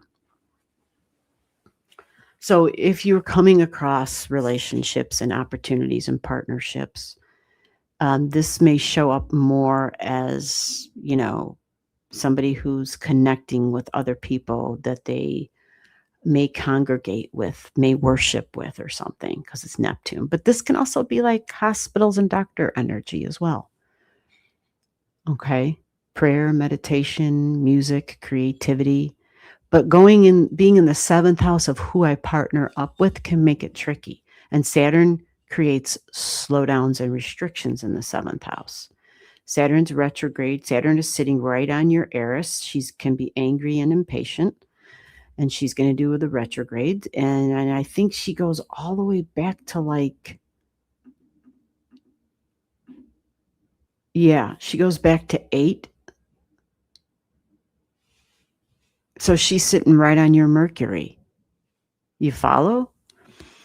Yeah, and that's in January. Saturn doesn't go direct until then. So she's at 8 degrees. So again, this is Saturn and Neptune sitting here. At this time, though, come January, you will have the help of Pallas Athena. She's the strategist. So this can be beneficial for partnerships. And this is new. And maybe, we're a little bit more refined in what we're looking for in a long-term relationship. If long-term relationship is what you're looking for. I know I never know what to look for when people say the word love. I just don't know what they mean by that. You know what I'm saying? But yeah, I would say January, this Saturn can mature your Mercury, because Mercury in Aries can be really immature in terms of what she thinks a partnership should look like or what a relationship is. And it's just because she's a little young, that's all. And everybody's Aries energy has to grow up. And it usually takes a long time for it to grow up. So, and I mean decades. Just saying in general, we have, we're just young. We're just very young. Aries is the fine wine. So once Saturn moves on and gets into your 8th house, and this is going to be, not until deep into 2027, she'll start triggering this energy here in your 8th house of making deep bonds. And she'll trigger your North Node and your Mars here. And this may be a better time when you're connecting more deeply with somebody. Because anytime we have Saturn is a good thing for if we're looking for long-term relationship, like serious marriage energy. Saturn That's the kind of energy we want is Saturn, because we've thought about it. We didn't rush into it. You follow? We talked about some of the hard stuff. We have similar long-term goals. Oh my God, it's getting freezing in here. They cranked the freaking air. It was a good temperature up until a few minutes ago. So I'm just going to give you a quick timeline on that. Yeah, July of 2027.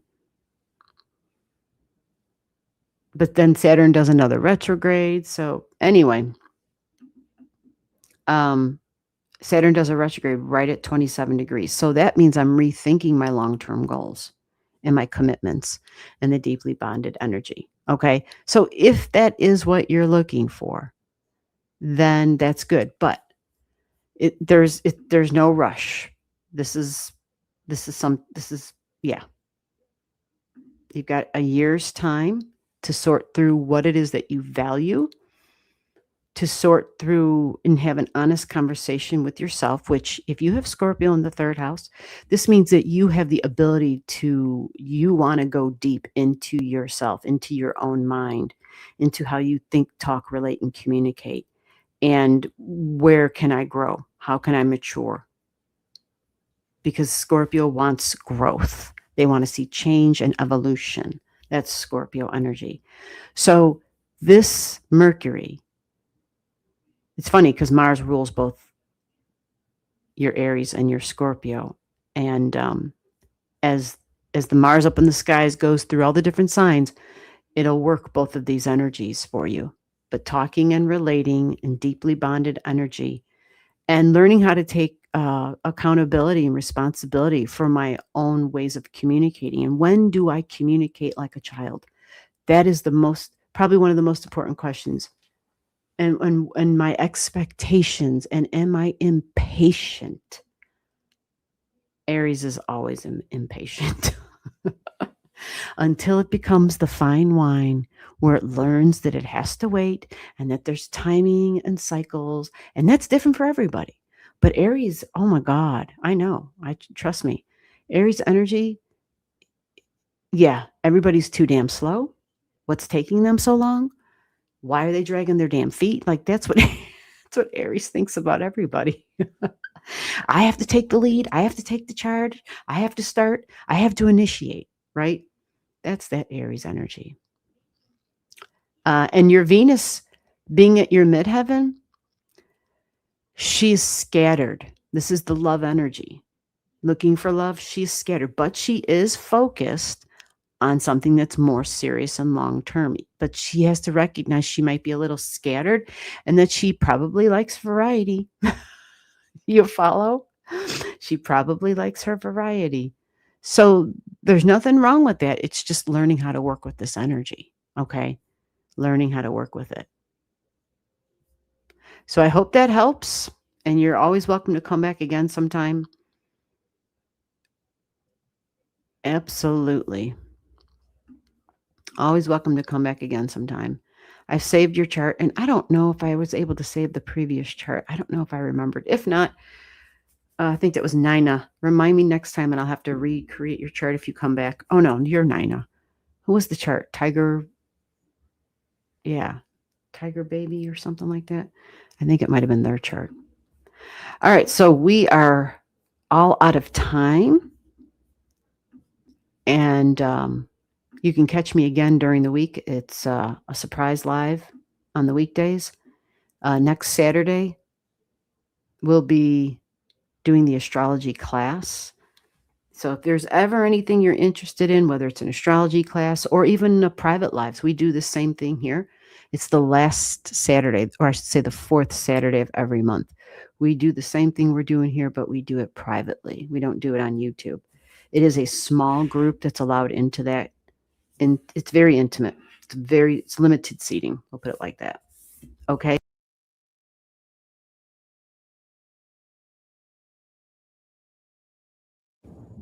Okay. So I know you didn't hear any of that. It just told me my mic is muted. But yeah, if you're interested in any of the things that we do on the channel, like the private lives, which is just like this, it's limited seating, very limited spaces for that. just send me an email and I can give you the details and we can go from there. All right. So we are at the end. For anybody who I didn't get to, come back and we'll see you during the week. We have run out of time. So thank you for everybody. Thank you for the channel gifts. I appreciate it very much. And if I didn't get to you, like you hurt me so much, I didn't get to you. Come on back and we'll get you next time. Okay. You could always send me an email and drop your digits in my email. I can create your chart and then have it ready ahead of time. If you're not comfortable with that, then don't do that. Then you just have to come back when we're live. All right. So have a good night, everybody. And I will see you next time. And stay cool out there. Okay. Get your fluids. Stay cool. Bye-bye.